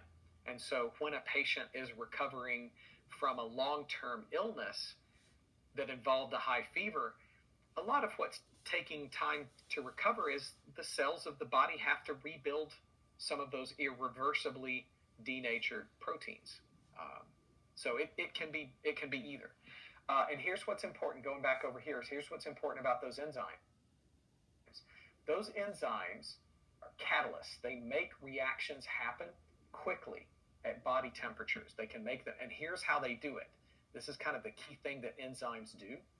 They lower the amount of energy needed to make the reaction happen. That's called activation energy. Activation energy, the energy needed to make a chemical reaction happen. So breaking down sucrose. So sucrose is table sugar.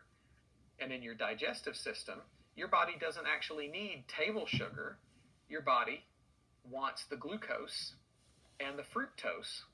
So it needs to break those two apart. Now, those two things will not break themselves apart, so you need an enzyme to pop them apart.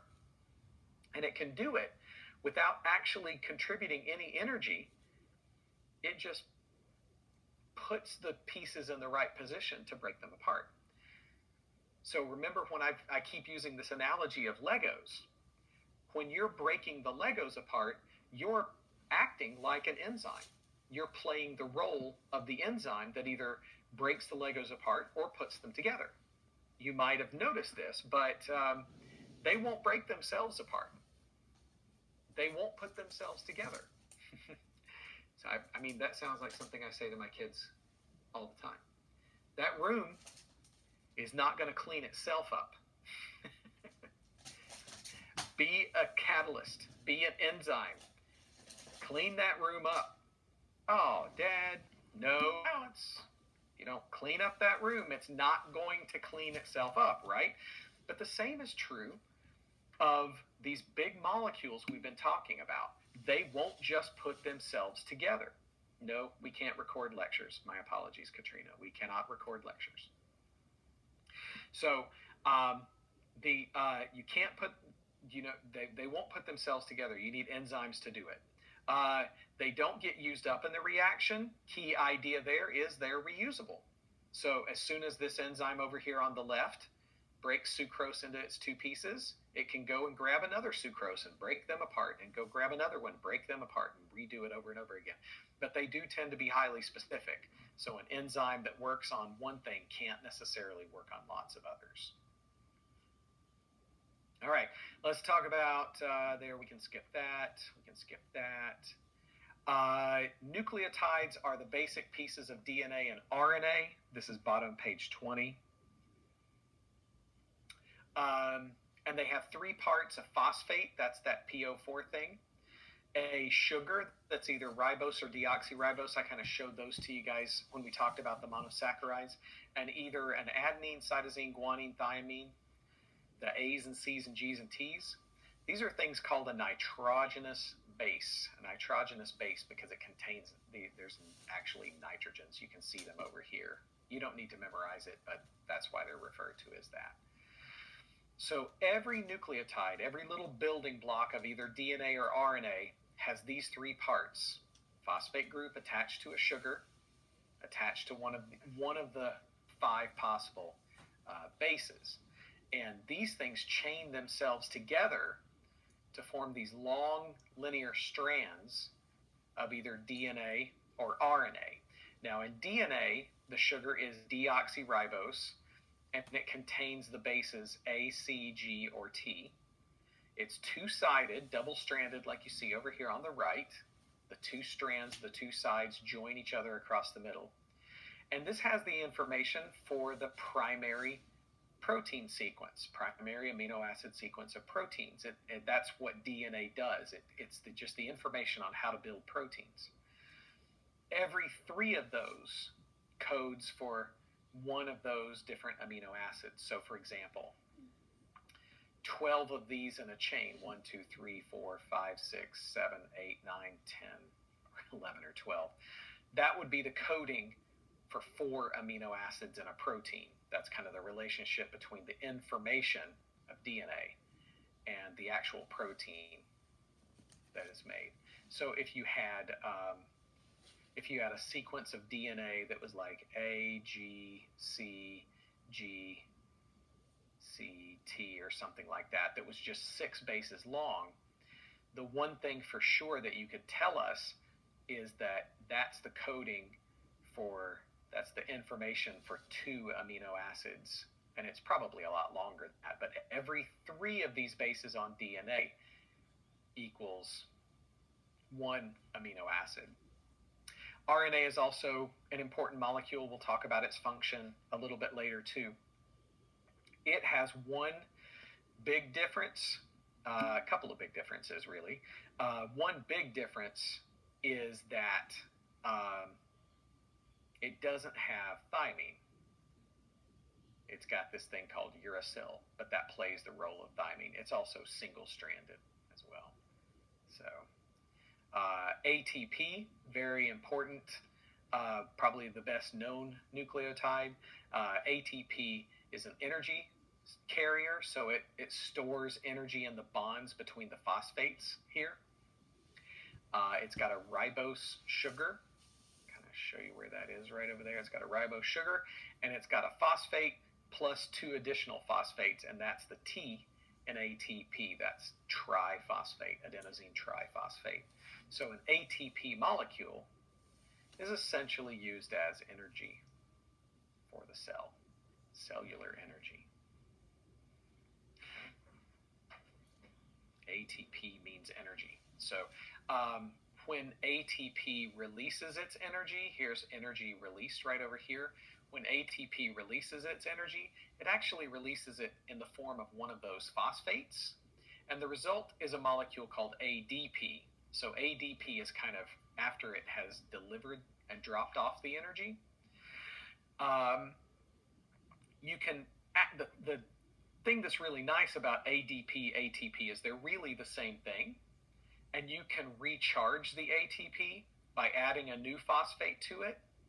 You just have to have energy coming in from the outside world. That usually comes from our food molecules. Our food supplies the energy needed to recharge ATP. So I tell students an analogy is kind of ATP is like rechargeable batteries.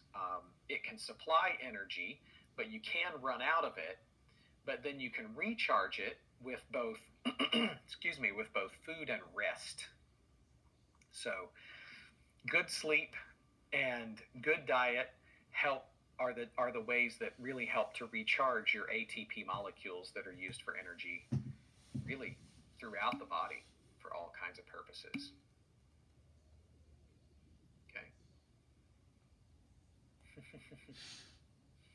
So no ATP for you? Is that what you're saying, Mitchell?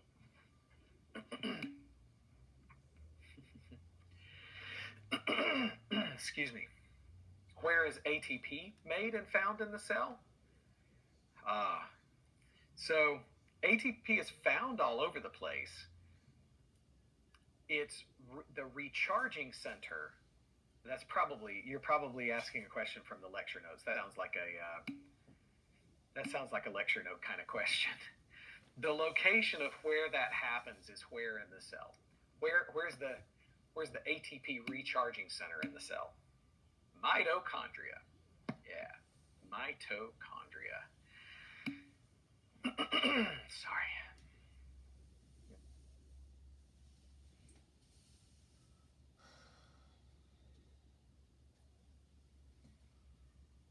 Okay. All right, so that's the end of that chapter. I need a very short restroom break, if you guys don't mind. So I'm going to go take care of that. We're going to switch over to talk about chapter 3. We're going to get through as much of that as we possibly can. We're going to race through it. We're going to race through it, talk about cells. We're going to kind of start here with basic cell anatomy. Going to put a big pot of soup right there on the slide.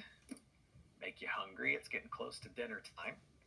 So we'll get started here on page 25 in a little bit. And I'll be back at about 22, 23 minutes after, if that's okay.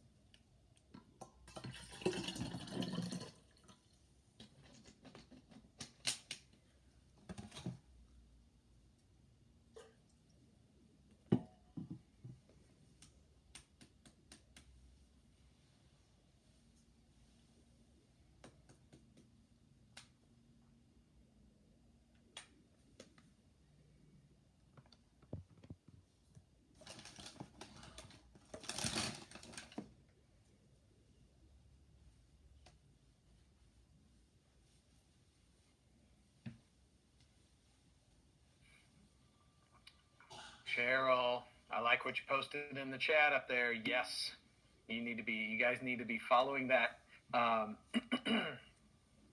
that suggested study schedule. It's been posted on the announcement section by Marissa Wongsam is her name. She sends out emails pretty regularly. She's the director of the STEM Center, the STEM Study Center. So you'll see her send out STEM Center study schedules as to keep up with the material. Yeah, super great, very helpful. The key thing to remember, guys, I know that you're finding this out the hard way. Excuse me. I know some of you are finding it out the hard way. There is so much stuff to go over that there's never time to go over it all in class, and nobody that I know of really does. I don't know of any instructors that are able to cover everything in class. In fact, that's why Dr. Schultz made those videos years ago, was because even she could not cover everything during class time with her students. And she's the uber, like she's the uber Gwinnett Tech, greatest hero teacher of all time, Dr. Schultz. And along with Ms. Long, too. I put her up there as well. But I know, so many emails. I know, it's crazy. But what you got to do is you really have to study a lot outside of class. And I think that's a new thing for a lot of people to think about, because all of us, including myself, come to college with a similar idea that we had when we were in high school. We go to class, we do what the teacher tells us, and then we take a test over it. But when you get to this level, you really have to study a lot on your own for a lot of time. And it goes super fast. So nobody has time to cover it all in class. So we have to, each of us instructors has to kind of cover what we think are the major things, the big, hard to understand concepts and ideas in class, give you a chance to answer some questions. That's why I try to, slow down and respond to the questions you guys put in the chat. That may be frustrating for other people too sometimes. I know that might sit there and go, why does he keep stopping and answering everybody's questions? Why do you people always keep answering questions? That would be me. I'd be the grumpy old man in the corner that'd be sitting over there going, why do you people always keep asking questions? But really, that's what lecture time is supposed to be about. We cover as much as we can while we answer questions along the way as we go along. The critical thing for you guys is to make sure that you're staying ahead and studying ahead so that you have questions to bring to class when you come to class. All right? Excuse me. Having a good bit of trouble with my throat this afternoon, so I apologize. Keep coughing in your head. All right. Yes, you should. Yes, Karina. She's Marissa has been doing this for a couple of semesters. Before her, Dr. Kraus, who's now our course coordinator for AMP2. Dr. Kraus was in charge of the STEM Center, and she was the one that actually kind of started those. I thought it was such a brilliant idea to put together a study calendar. If you're going to keep up with the material, you guys need to stay on this schedule, was what she started doing. And so Marissa has taken it and run with it. And, I know that there's a lot of emails that have gone out, but most of those emails are posted on Blackboard as well in the announcements section. Okay, you have it on your wall. I think that's a great idea. I'd print it out and put it, maybe tape it to the cover of your lecture notes or inside the cover of your lecture notes, and then she'll make another one for exam 2 and another one for exam 3, and it's a great way to keep up with the material. Okay, you guys have been marinating on this slide here for a little while, so you can see, my ideas of studying the basic parts of a cell. We got the plasma membrane, which is my red line around the outside, right there, the plasma membrane right there. The cytoplasm is kind of everything in between. So I think of it as the kind of the soup. It's the gumbo or the veggie soup or whatever, that consists of the fluid, like the soup broth, and then all the veggies and chunks, which we call organelles. The broth, the liquid part, is technically called cytosol. All right, so cytosol, and then the little chunks in here called organelles, that some of them have membranes around them and some of them don't. And then right there in the middle is the nucleus. The fluid that's inside the cell, that cytosol, is also referred to as intracellular fluid. Intracellular fluid. That's at the very bottom of page 25. So if you're not sure what my abbreviations stand for, that's what that is.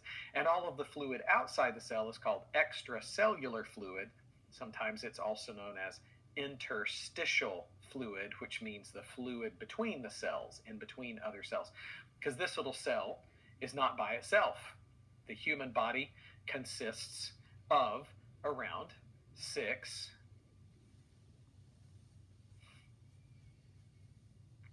if I did my math right here, 6 trillion cells, all working. So for every cell, just about every cell, there's another cell nearby, and the fluid between them is called the extracellular fluid, or known as the interstitial fluid. And that's just a word that kind of means in between the cell fluid. So lots of different names for the same thing, as always. Okay, so those are what those areas and spaces are called. The membrane itself is composed of lipids, proteins, and carbohydrates, that membrane that forms the boundary around the outside of the cell. And we already talked a little bit about phospholipids. Phospholipids, remember, are a lipid that has an area that's hydrophilic and little tails or chains, 2 little chains that are hydrophobic. And we often represent them like this. And so if you look at this image over here, you can see there's the little red ball represents the hydrophilic part of the phospholipid, and then it's 2 little hydrophobic tails. And so that's why we describe the membrane often as a double layer of phospholipids, a bilayer of phospholipids. And they're arranged so the hydrophilic portions of them point to the outside of the cell. There's our extracellular fluid. But then we need a second layer so that the heads, the hydrophilic heads, point towards the cytoplasm, or the inside, because both of these areas, both of these fluids, are mostly water. Both the inside of the cell and the outside of the cell primarily consist of water. The other kind of lipid that's in the membrane is cholesterol. It's sort of pictured in yellow here, these little yellow squigglies. These help the flexibility of the membrane. So a membrane that has a lot of cholesterol is a little bit less flexible. A membrane that has a little bit less cholesterol is a little more flexible. That is not anything that I think is important for you to memorize at this particular moment. But do be aware that in the human body, we have some cells that have a little bit more rigid shape, a little more specific shape. So I think about the red blood cells that have this kind of little donut shape. If you look at them from the side, they have this kind of shape like that. And that shape, that sort of rigid shape, has to do with in part with the amount of cholesterol in the membrane. So that's where it's kind of important. Is the fluid? Yeah, well, the fluid is water. The fluid is water. So, and water is polar. Yeah. So there are different proteins in the membrane. There are some proteins that are embedded in the phospholipid membrane. These are called integral proteins. Integral proteins. Those are the ones, these blue ones that are pictured right here. It's actually embedded in the phospholipid bilayer. This one here embedded in the phospholipid bilayer. And sometimes we have other proteins that are close to the membrane, but they're not embedded in the membrane. These are sometimes called peripheral proteins because they're not right in the membrane. They can kind of come and go. Some of the different functions that these proteins can do, they can, and there's a little spot at the bottom there. You can list a few of the functions. Excuse me. Anchoring things, attaching things. You can see some of these proteins have their little parts sort of anchored to some of these other proteins. There's a little red chain right here. There's a chain of proteins, and it allows some of these other proteins to anchor themselves. Some of them form tubes or channels that allow things to either get through the membrane, pass through the membrane, or carried across the membrane. All right, because the membrane is made of lipids. Remember, like dissolves like, correct? Remember, like dissolves like.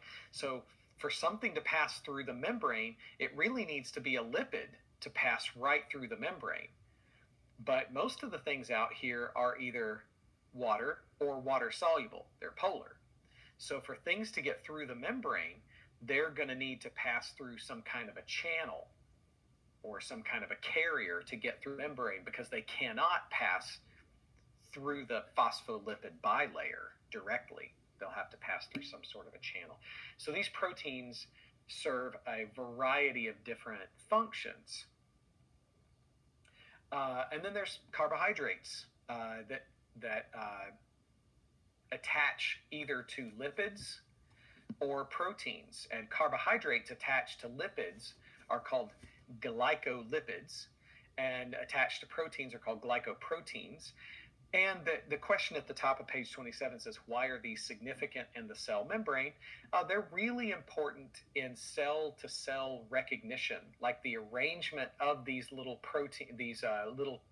not proteins, but carbohydrate chains. The arrangement of those, the way they're sorted out, the combination of those allows one cell to kind of recognize other cells. So I'd say they do serve a lot of functions. They anchor, they protect, but recognition is probably one of the most significant ones. Let me give you a quick example. You're familiar with what happens if we transplant an organ from one person to another person. If we take one person's kidney and transplant that into a kidney recipient, and if the doctors and the scientists involved in the process are not very, very hyper careful about checking the combinations of these glycolipids and glycoproteins and make sure that they are compatible from one person to the next, the recipient of the kidney can reject that kidney. That's a word that basically means their immune system does not recognize that kidney and attacks that kidney like it's a virus. So that's referred to as transplant rejection, and maybe a concept that you've heard of. I hope you don't have any personal experience with it. It's really scary when somebody gets an organ transplant and the transplanted organ gets rejected. But that's a factor involving this recognition of these glycolipids and glycoproteins. And that's why it's very hard to find a donor and a recipient that match when you want to do an organ transplant. So I would say that's probably the most significant thing to know about those glycoproteins. Some additional structures that some cells have are little microvilli. That's what the word actually means, tiny fingers, microvilli. These do not move. They're non-motile, so they don't involve moving the cell. They just kind of help increase the surface area of the cell. There's also things that connect cells to each other. Tight junctions hold cells very tightly together, but also prevent material from squeezing between them. That's kind of what the importance of them. Where would they be found? I'd say a great example is the lining of the small intestine. Can't remember which examples, if she gives some in her video. which example she uses. Does she use other examples? The lining of the small intestine is an important one. Desmosomes also hold cells together, but also give a little flexibility, so they're not as tight junctions. And a great example of where they're found is skin cells. That what holds the cells of your skin together are mostly desmosomes. So it holds them tightly together to keep water from passing through. It holds water inside. So the skin is a good dehydration barrier, prevention of dehydration, but it's also really flexible because of those desmosomes. And gap junctions, they're really interesting. I've got them pictured over here. This really tiny picture, I'm sorry. But gap junctions connect the cells together, but allow ions like sodium or calcium to pass from one cell to another, allowing material to move from one cell to another. And I'd say probably the major example of where gap junctions are found are cardiac muscle cells. So, for now you could say in the heart, but, specifically cardiac muscle cells. You'll learn more about those in A&P 2.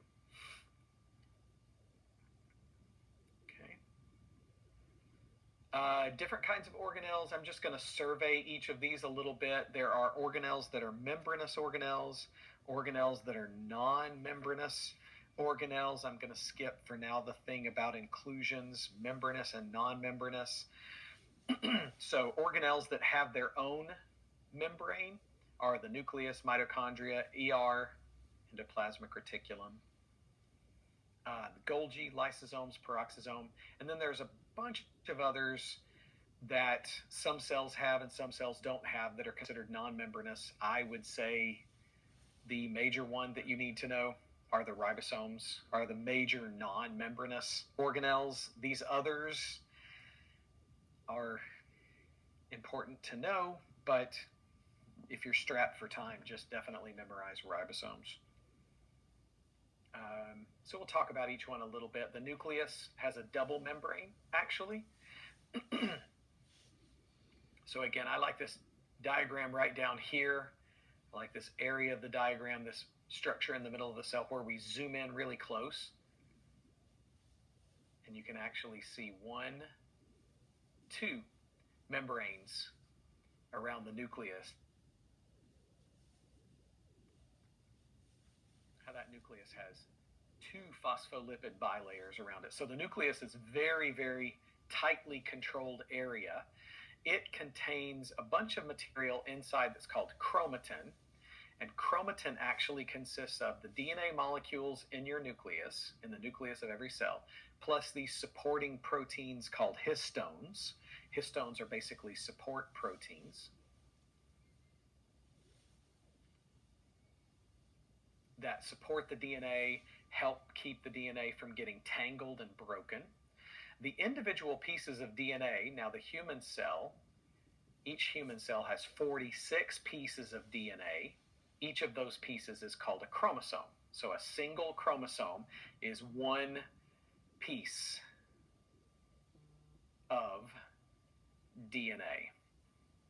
One single piece of DNA plus the support proteins. And it's very tightly coiled sometimes in preparation for cell division. And so you have 46 chromosomes in each nucleus of each cell, with a few exceptions that we'll learn about later in A&P 2. Okay? There also may be one or more nucleoli, singular nucleolus, inside the nucleus. So the nucleolus is inside the nucleus, and it is the location where ribosomes and RNA are synthesized and manufactured. You can kind of see it here. Once it's 46, it's a zygote, right? I don't really want to get into that right now, Tanya. Every cell of your body except for reproductive cells has 46 chromosomes. What you're talking about is what happens when a sperm and an ovum get together to form a zygote, making one single cell that has 46 chromosomes, but that cell then does mitosis and divides into 60 trillion cells. It takes a few years for you to get there from zygote to adult human. Some humans still haven't made it to an actual adult yet. Just kidding. Yeah, so I don't, yeah, mitosis. So I don't want to ignore your question, but I don't want to delve into it too much for sake of time. We already mentioned the mitochondria and the importance of the mitochondria as these kind of ATP recharging centers is what I like to think about them. So you can see an ATP coming out of the mitochondria here. That's because it's the location. This is kind of the main thing to know about the mitochondria is they are the location of what's called cellular respiration. It says to write out the reaction. Okay, I'll write out the reaction. Here we go. C6H12O6 plus O2. You can see organic molecules and oxygen go in, CO2 and H2O come out, plus we have the release of a little bit of energy, which is used to make ATP. So there's the basic reaction. The purpose of that reaction is to release energy to recharge ATP, to redo ATP, because ATP gets spent into ADP. The little folds in the membrane are called cristae, so on and so forth. I'm going to move along. The ribosomes. So ribosomes are in the business of making proteins. That's their one main thing that they do, protein synthesis. They assemble amino acids into proteins. And their job is to kind of read the coded information from DNA and RNA and know how to assemble that to make a particular protein. And each protein, your cells have the ability to make an estimated 19,000 different kinds of proteins. And that's just a ballpark figure. You have the ability to make about 19,000 different proteins. And making sure that a cell is making the right protein at the right time is kind of the job of the DNA in the nucleus and these ribosomes that read that DNA information correctly. Yeah, it's pretty impressive. A good analogy would be a recipe book with 19,000 recipes in the book. And to make sure that you're preparing the right recipe, the right dish, you got to make sure you're reading the correct recipe. So DNA is kind of like the recipe. DNA is kind of like the recipe. It's the information for how to make a particular protein. And ribosomes are like the chef. They kind of read the information and actually put the ingredients together. There's two different places we find ribosomes. We find a lot of ribosomes floating freely around in the cytosol. These are mostly assembling proteins that are needed in the cytosol. And there's also bound or fixed ribosomes that are attached to endoplasmic reticulum that make the proteins that will be a part of the membrane. So, when we first started looking at this chapter, talked about those membrane channels embedded in the membrane. Those are proteins that are actually made by these fixed ribosomes. What is mRNA's function? So mRNA's function is to kind of be a copy of the recipe. Now, that's using my analogy of the recipe. It's a copy of the DNA. So here's the key idea. DNA cannot leave the nucleus. DNA cannot leave the nucleus. There are enzymes out in the cytoplasm that will cut DNA apart. And so DNA can't leave the nucleus. But to get the info out there in the cytoplasm or the ER, to actually make the proteins, you got to get the information out there. So a piece of RNA is made as a copy of DNA, and that copy is called mRNA. Does anybody know what M in mRNA stands for? What does the M in mRNA stand for? Messenger. Yeah, messenger. Yeah.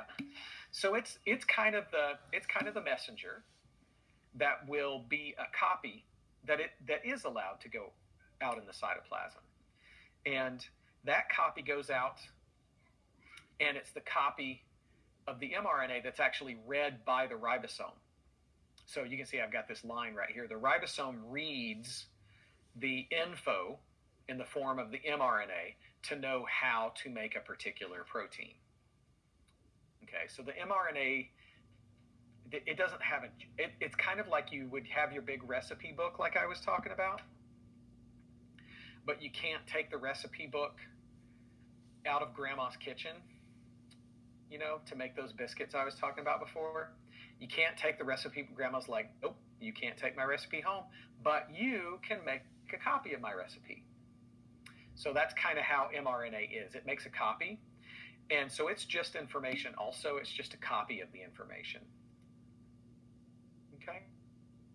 Oh, good. I'm glad that analogy works. It's the process of making proteins. It is a complicated mechanism. It's pretty amazing to study, but geez, it's complicated. I mentioned on the previous slide a form, DNA plus ribosomes equals RNA. No. No. If you take a book to the copy machine at the library and you put the book on the copy machine and you push the green button, what comes out? A copy. What comes out of the machine? Yeah, a copy. Is it a whole new book? No. Is it the book itself? No, it's just a photocopy of the book. It's a separate piece of paper with a copy of the page that you put on the machine. Did you add to or take away anything from the original book? Nope, you just put it on the machine, and then when you were done, you got the book, and you can give the book back to you. For the book stays completely intact. In this case, the book is the DNA. Nothing gets added or taken from it. If I understand your equation, DNA plus ribosomes equals RNA. No. In my example, DNA is the original book. RNA is the copy that comes out of the machine. mRNA is the copy that comes out of the machine. That copy then gets taken to a chef in the kitchen. That's the ribosome. The chef is the ribosome that reads the copied recipe.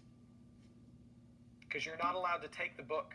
You can't take the recipe book to the kitchen. You can't take it to the kitchen, Grandma says.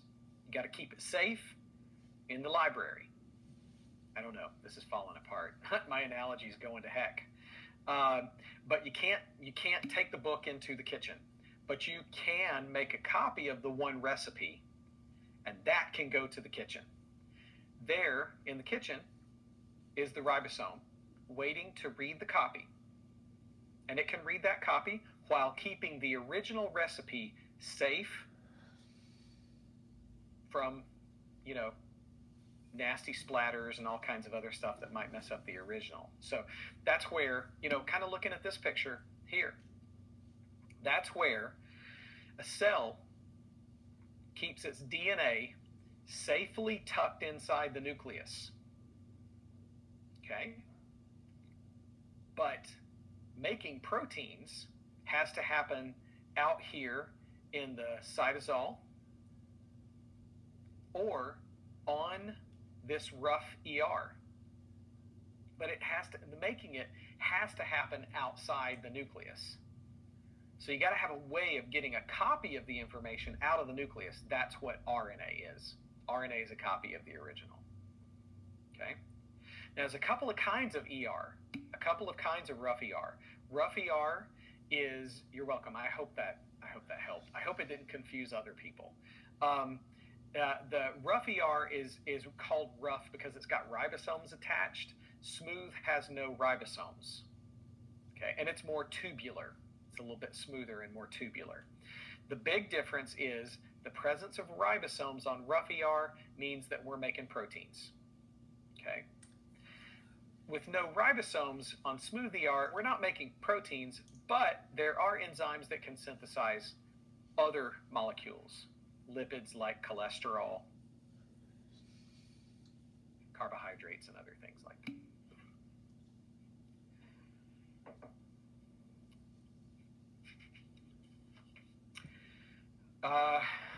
Yes, Tanya. Yes, yes. It doesn't all go that way, but many of it does. Much of it does. The nuclear pores. Mhm.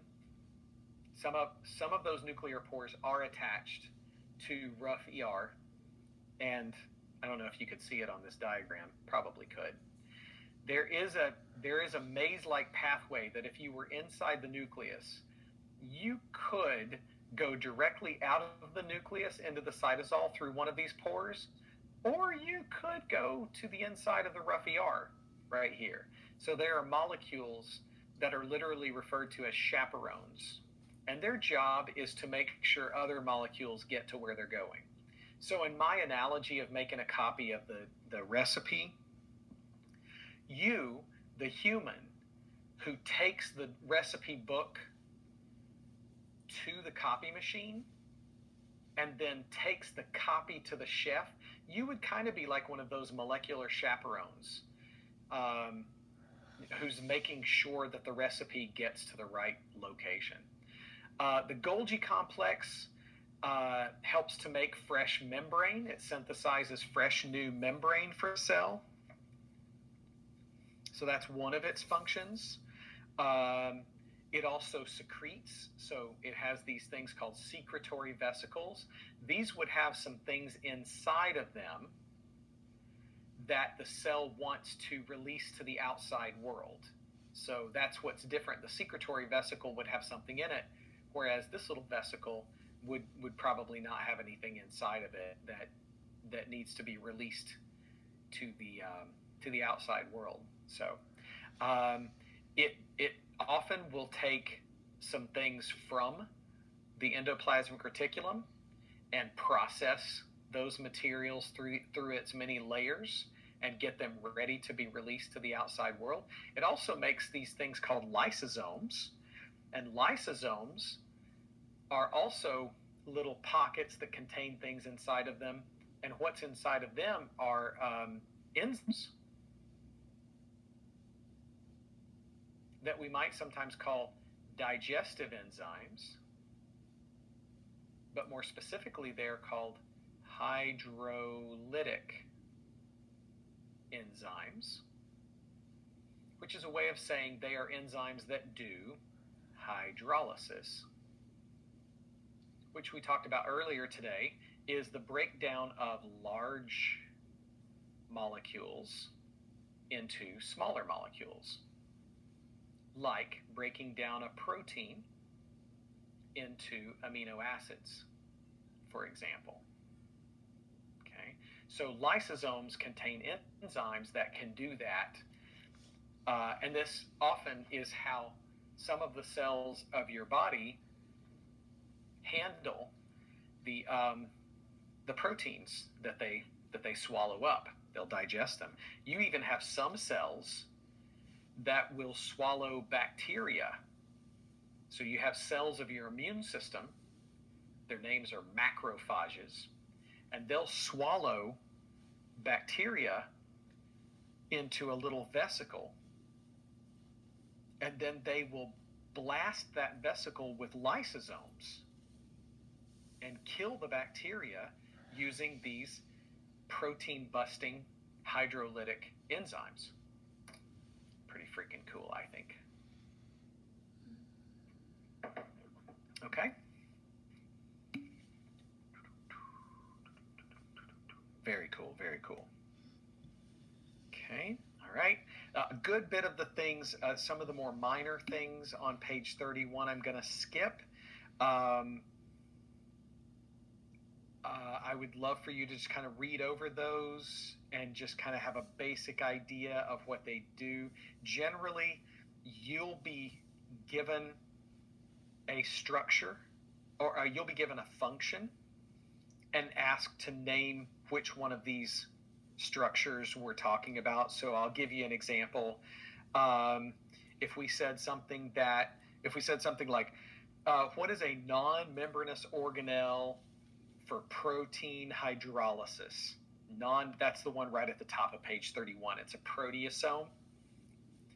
The key thing is that it's non-membranous. That's how it's different from a lysosome. A lysosome is a membrane-bound structure, so it's got a membrane around it containing enzymes. But out here in the cytoplasm, there are also these little things called proteasomes that can also break down proteins too. Typically, it might be a multiple choice. It might be multiple choice. It might be short answer. But typically, the proteasomes mostly help to recycle a cell's old proteins rather than being like what I said with a lysosome, where it breaks down proteins the cell has consumed from the outside world. It mostly helps with recycling old proteins. So for sake of time, I really need to kind of zip along. I already talked about lysosomes. They are also awesome. Let's look at this short answer question, because this one is going to strike you as confusing at first, because it's asking about something that we haven't really talked about yet. But there's a key word right here. Aldosterone is a steroid hormone made in the adrenal glands. And a lot of students will look at this and go, oh, what? We didn't study that. We didn't study. It's okay. We did talk about this. And although you may not have heard of aldosterone, what organelle is it probably made in? Well, steroid is a lipid. And which organelle of those listed below, which organelle does lipid synthesis? Okay, which one does lipid synthesis? Well, definitely not ribosomes. They're involved in protein synthesis. Rough ER, also protein synthesis. Golgi apparatus doesn't actually make anything. It just modifies other things. And the mitochondria are mostly about ATP production. So smooth ER, lipid synthesis.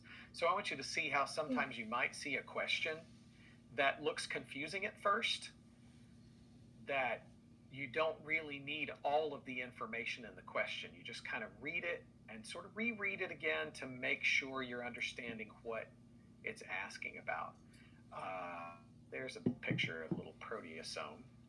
Cytoskeleton, microtubules, and microfilaments.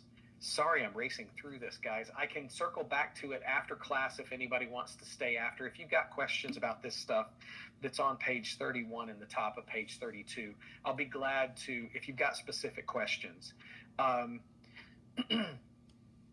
Otherwise, I mean, we need to kind of move on and talk about cell transport of material in and out of a cell. Transport across membranes. No, this is my personal PowerPoint. So not only are we not permitted to record lectures, we're not allowed to share our PowerPoints. No. So can't do it. There are PowerPoints on Blackboard, but they're mostly the PowerPoints that are the notes that go with her videos. Look, you don't need my PowerPoints, guys. I keep telling you, you don't need PowerPoints. Look, the Bible of this class, at least when it comes to this class, is these lecture notes. You need these lecture notes. You don't need my slides. My slides are just a way of kind of trying to explain stuff. You don't have enough time to study my slides anyway. You got to be studying the lecture notes. So, I kind of alluded to this a little bit before, that moving stuff across a membrane was not so easy for a cell, and cells do that kind of important on purpose. It's important that they keep things out and keep them. So that's called a selectively permeable membrane, a membrane that lets some things through and other things don't. Tell me again, what is the main thing that the membranes are made of? They're made of a bilayer of what?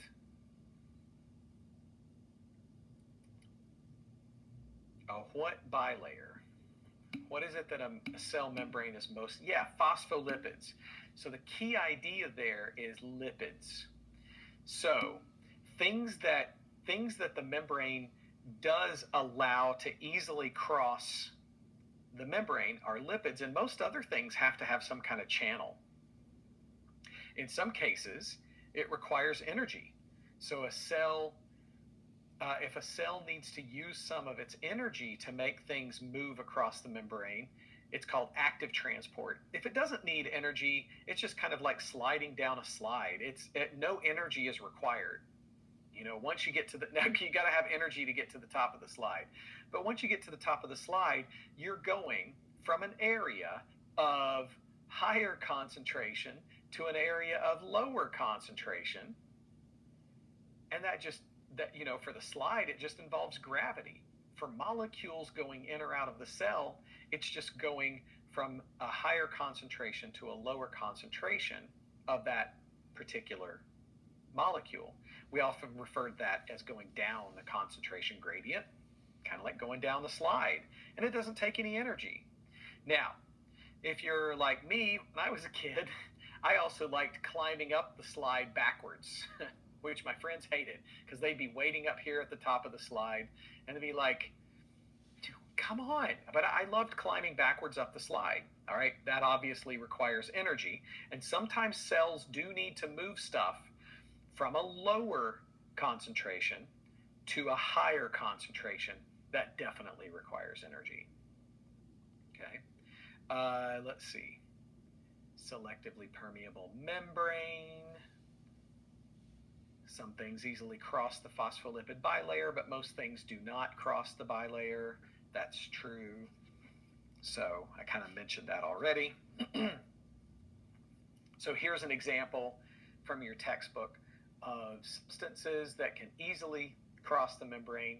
That's an example of a lipid. But large molecules or smaller water-soluble molecules, they cannot get through the phospholipid bilayer, partially either because they're big or they're polar. So anything that's big and or polar is going to get resistance trying to cross the membrane. It won't be able to do it. So in order to be able to cross from inside to outside or vice versa, it'll have to have a channel protein to pass through, typically. Okay? Now, the difference between active and passive, we're going to look at each one of these separately.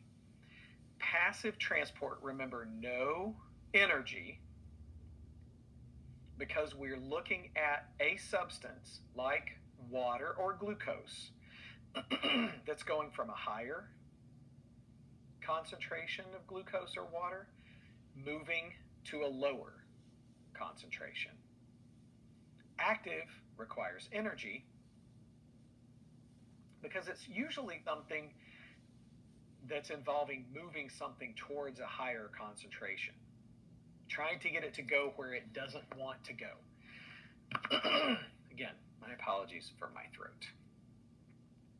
Okay, so we're going to look at each of these a little bit differently. The basic version of passive transport is diffusion. This is simply the movement of materials, really anything, from high concentration to low concentration.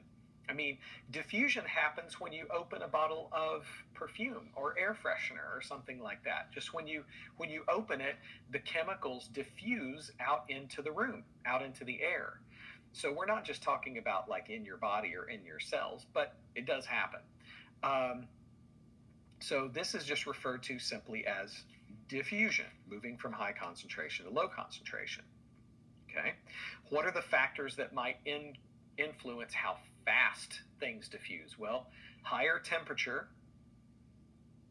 warmer equals faster. So substances can move across the membrane faster when it's warmer. The concentration difference, this is called the gradient. The higher the difference, the faster the molecules will move across the membrane too, as well as the permeability. But I think for now, the biggies are the temperature and the concentration gradient, the concentration difference.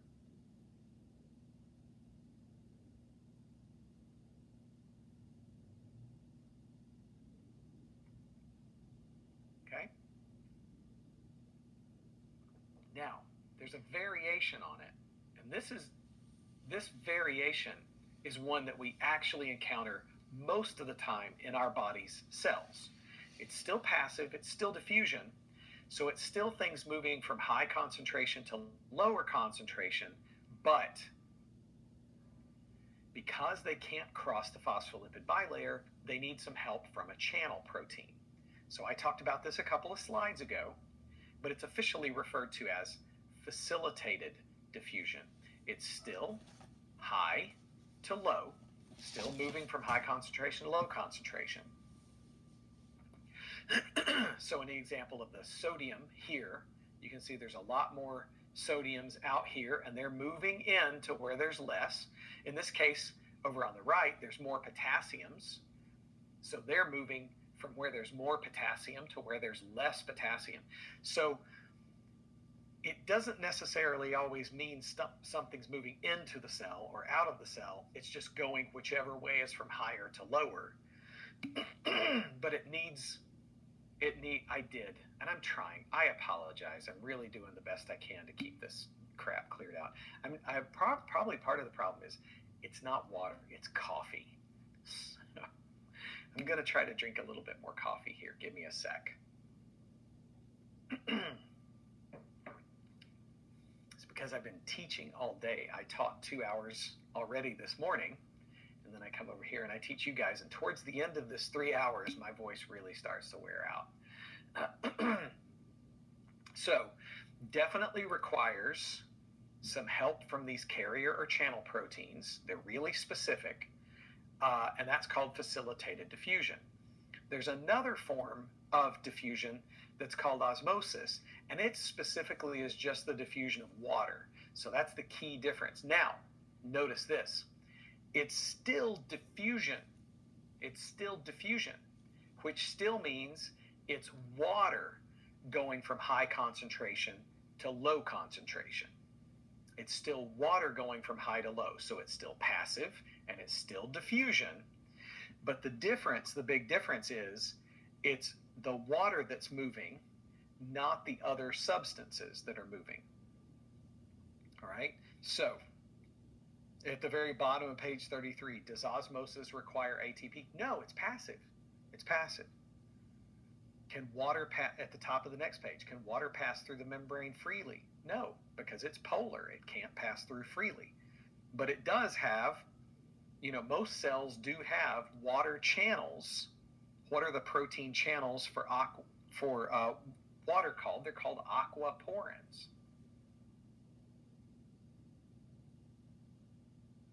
And they'll allow water to pass through from one cell to another, or from inside the cell or to the outside of the cell. So if we had two cells, let's pretend I got 2 glasses of Kool-Aid here. One of these looks like good Kool-Aid. I'd love to drink that. The other one is like, oh, why don't you spill a little Kool-Aid powder in that next time? This one's some weak Kool-Aid. So I got 2 of them here, and I kind of put them together like they're 2 cells side by side. This one's called a 10% solution because it's 10% Kool-Aid particles. But being 10% Kool-Aid particles means it's 90% water. Okay? Check this out. This one over here is only 2% Kool-Aid. That means it's 98% water. Okay? So where is there a higher concentration of water? Well, the higher concentration of water is where there's a lower concentration of what are called solutes, the things dissolved in the water. Because there's a lower concentration of these solutes, there's a higher concentration of water. Okay, so lower solute concentration means more water. All right? And if this little barrier between the 2 solutions, if it had aquaporins, water would move from the right to the left. It would go from higher water concentration to lower water concentration. So this glass over here would actually gain water. You might actually see it, fill up a little bit. Okay? This one might actually lose water. You might see the water level in this one go down. Where's the water going? It's moving to where there's a lower water concentration. Now, what makes this one lower water concentration is that it's higher in solute concentration. Its solute concentration is higher. What's the word for higher? Concentrated. Hypertonic. It's hypertonic. Now, the word hyper doesn't refer to the water, it refers to the solute. This one over here is hypotonic. It's lower concentration of solute. Hypotonic. There we go. So hypotonic, the prefix hypo does mean lower, but it's lower in particles, which technically means higher water concentration. I'm trying to make this thing right in a legible way. Okay, hypertonic means more solute particles, but that means lower water concentration. There's less room for the water molecules. Okay, so water will always move. Now, if this is a bit confusing, it was for me too at first. So I'll tell you what I memorized. I memorized that water, if it's allowed to, water will always go from hypo to hyper. Okay, now that doesn't even need to make sense. It was just a phrase. I just memorized it. I committed it to memory. From hypo to hyper. Water will move from hypo to hyper. Okay, it makes a little more sense to me now. But again, if it doesn't, just memorize. Water is going to move from hypo to hyper. Okay, Heba, it's not moving from low water concentration to high. It's still moving from high water concentration to low low water concentration. Okay? See, the thing is, you cannot oversimplify it because there's more in those glasses than water. Okay, the movement, Countess, the movement itself is osmosis. The movement itself is osmosis. Osmosis is the movement of the water. It's the whole thing that's happening. Does that make sense? Yeah, nothing we're talking about is reverse osmosis. That's a fancy word that Dasani uses to make you believe that you're drinking something fancy rather than just tap water. Seriously, really, though, actually.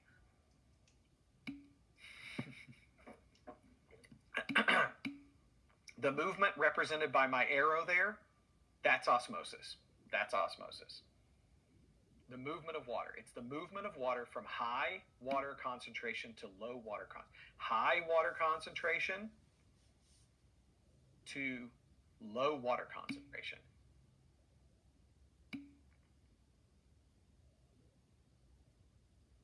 Okay? What if both of these glasses had exactly the same water concentration? What would we call that if they had exactly the same water concentration? What if they were the same? Yeah, we call it isotonic. We would call it isotonic. And to be honest, in the real world of your body's cells, when everybody's healthy and happy, your cells usually live in an isotonic world. So, like, let me draw a little cell up here.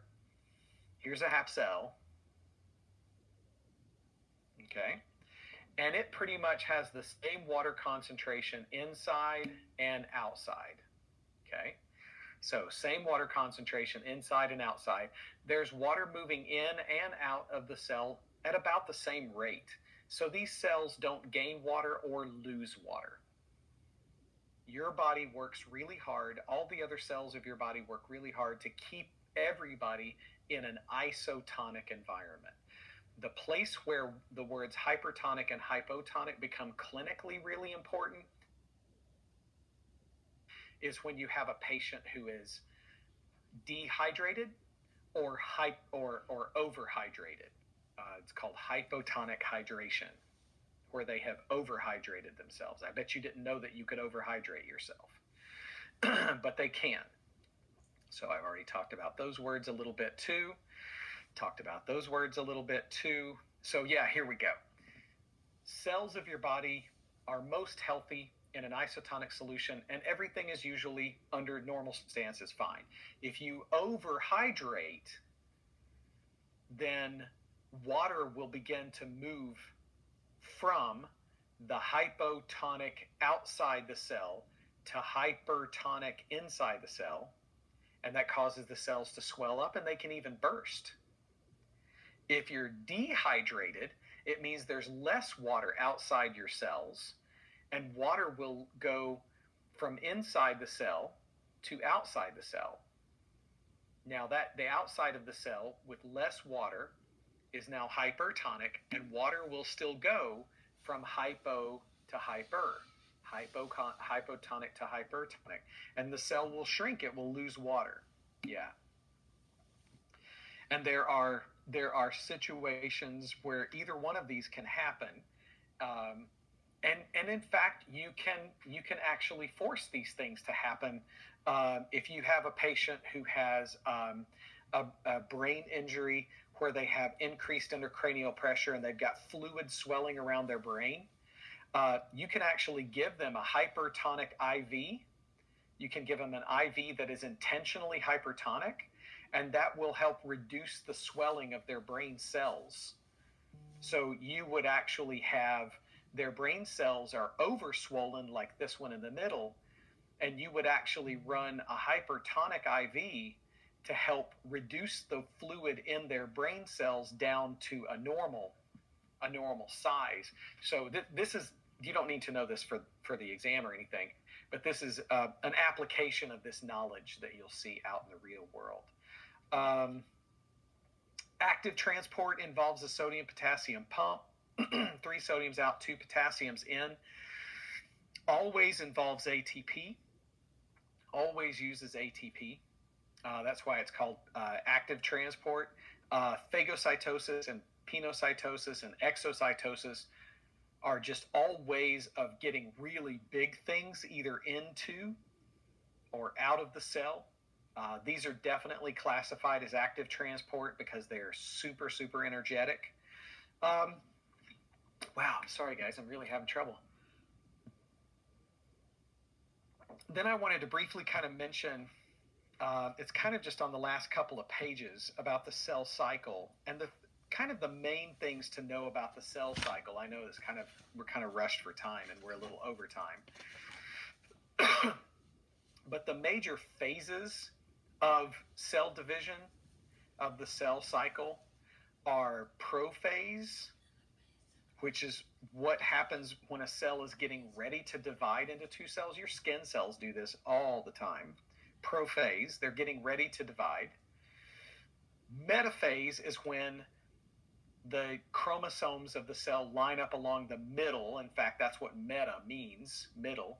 And then when they pull apart, that's called anaphase, because that's actually what the word ana means. The word ana means apart, where the chromosomes start to look like little V's because they're being dragged by their belt. They're kind of being pulled by their middles, so their little legs kind of dangle along behind. And then when the process is sort of finished, it forms this cleavage furrow in the middle. That's referred to as telophase when it's done. And this right here is called cytokinesis, where it sort of splits in the middle. And all of this results in 2 daughter cells, and the key idea is that the 2 daughter cells both have exactly the same amount of DNA as the original cell. They both have 46 chromosomes in their nucleus. And I think probably the main thing to remember about this, I'm going to go back to a slide that I skipped temporarily, is that the whole process involves these important checkpoints along the way, and those checkpoints are spots where a cell has to stop before it moves on. And to quote the great West Coast poet Ice Cube, this is where a cell has to check itself before it wrecks itself. I don't think that Ice Cube had mitosis in mind when he wrote the song Check Yourself Before You Wreck Yourself. But I think about that. I think about it every time, because a cell has to get to the checkpoint and say either yes or no, all is good to move forward. And either yes or no, all is good to move forward. And that's when a cell can then go ahead and do cell division. But here's kind of the key big idea behind this is cells do mitosis for growth and replacement. But a cell that's not inhibited, it's not being stopped, can keep growing into a mass called a tumor. And if that tumor spreads to other tissues, that's referred to as a malignant tumor, and the spreading is called metastasis. So I think that's what's important about just knowing that those checkpoints are supposed to be there. And the cells of your body, the 6 trillion cells of your body, on a day-by-day basis, they control themselves. But when one little cell stops checking itself and goes ahead and does cell division, then you got 2 cells that won't check themselves either. And now you got 4 cells that won't check themselves, and before you know it, you've got a mass of cells that won't stop doing mitosis. And they can begin to invade other tissues. And that's basically the gist behind a tumor. That's kind of described a little bit there on page 38. And I think in the grand scheme of things, not only are we over time, but in the grand scheme of things, that's the main thing to know about mitosis. I do want you to know the PMAT, prophase, metaphase, anaphase, and telophase. But, I don't think that you need to memorize all of the things that happen during each of those phases. Just be able to recognize what's happening during those phases. So if I say chromosomes lined up along the middle of the cell, you can say metaphase. If I say chromosomes get shorter and thicker, the nuclear membrane disappears, you can say that's prophase. So that's more like how we're going to deliver it on the exam. We'll describe something happening during mitosis. You tell us which phase we're talking about. Okay. I'm done. I'm toast. My voice is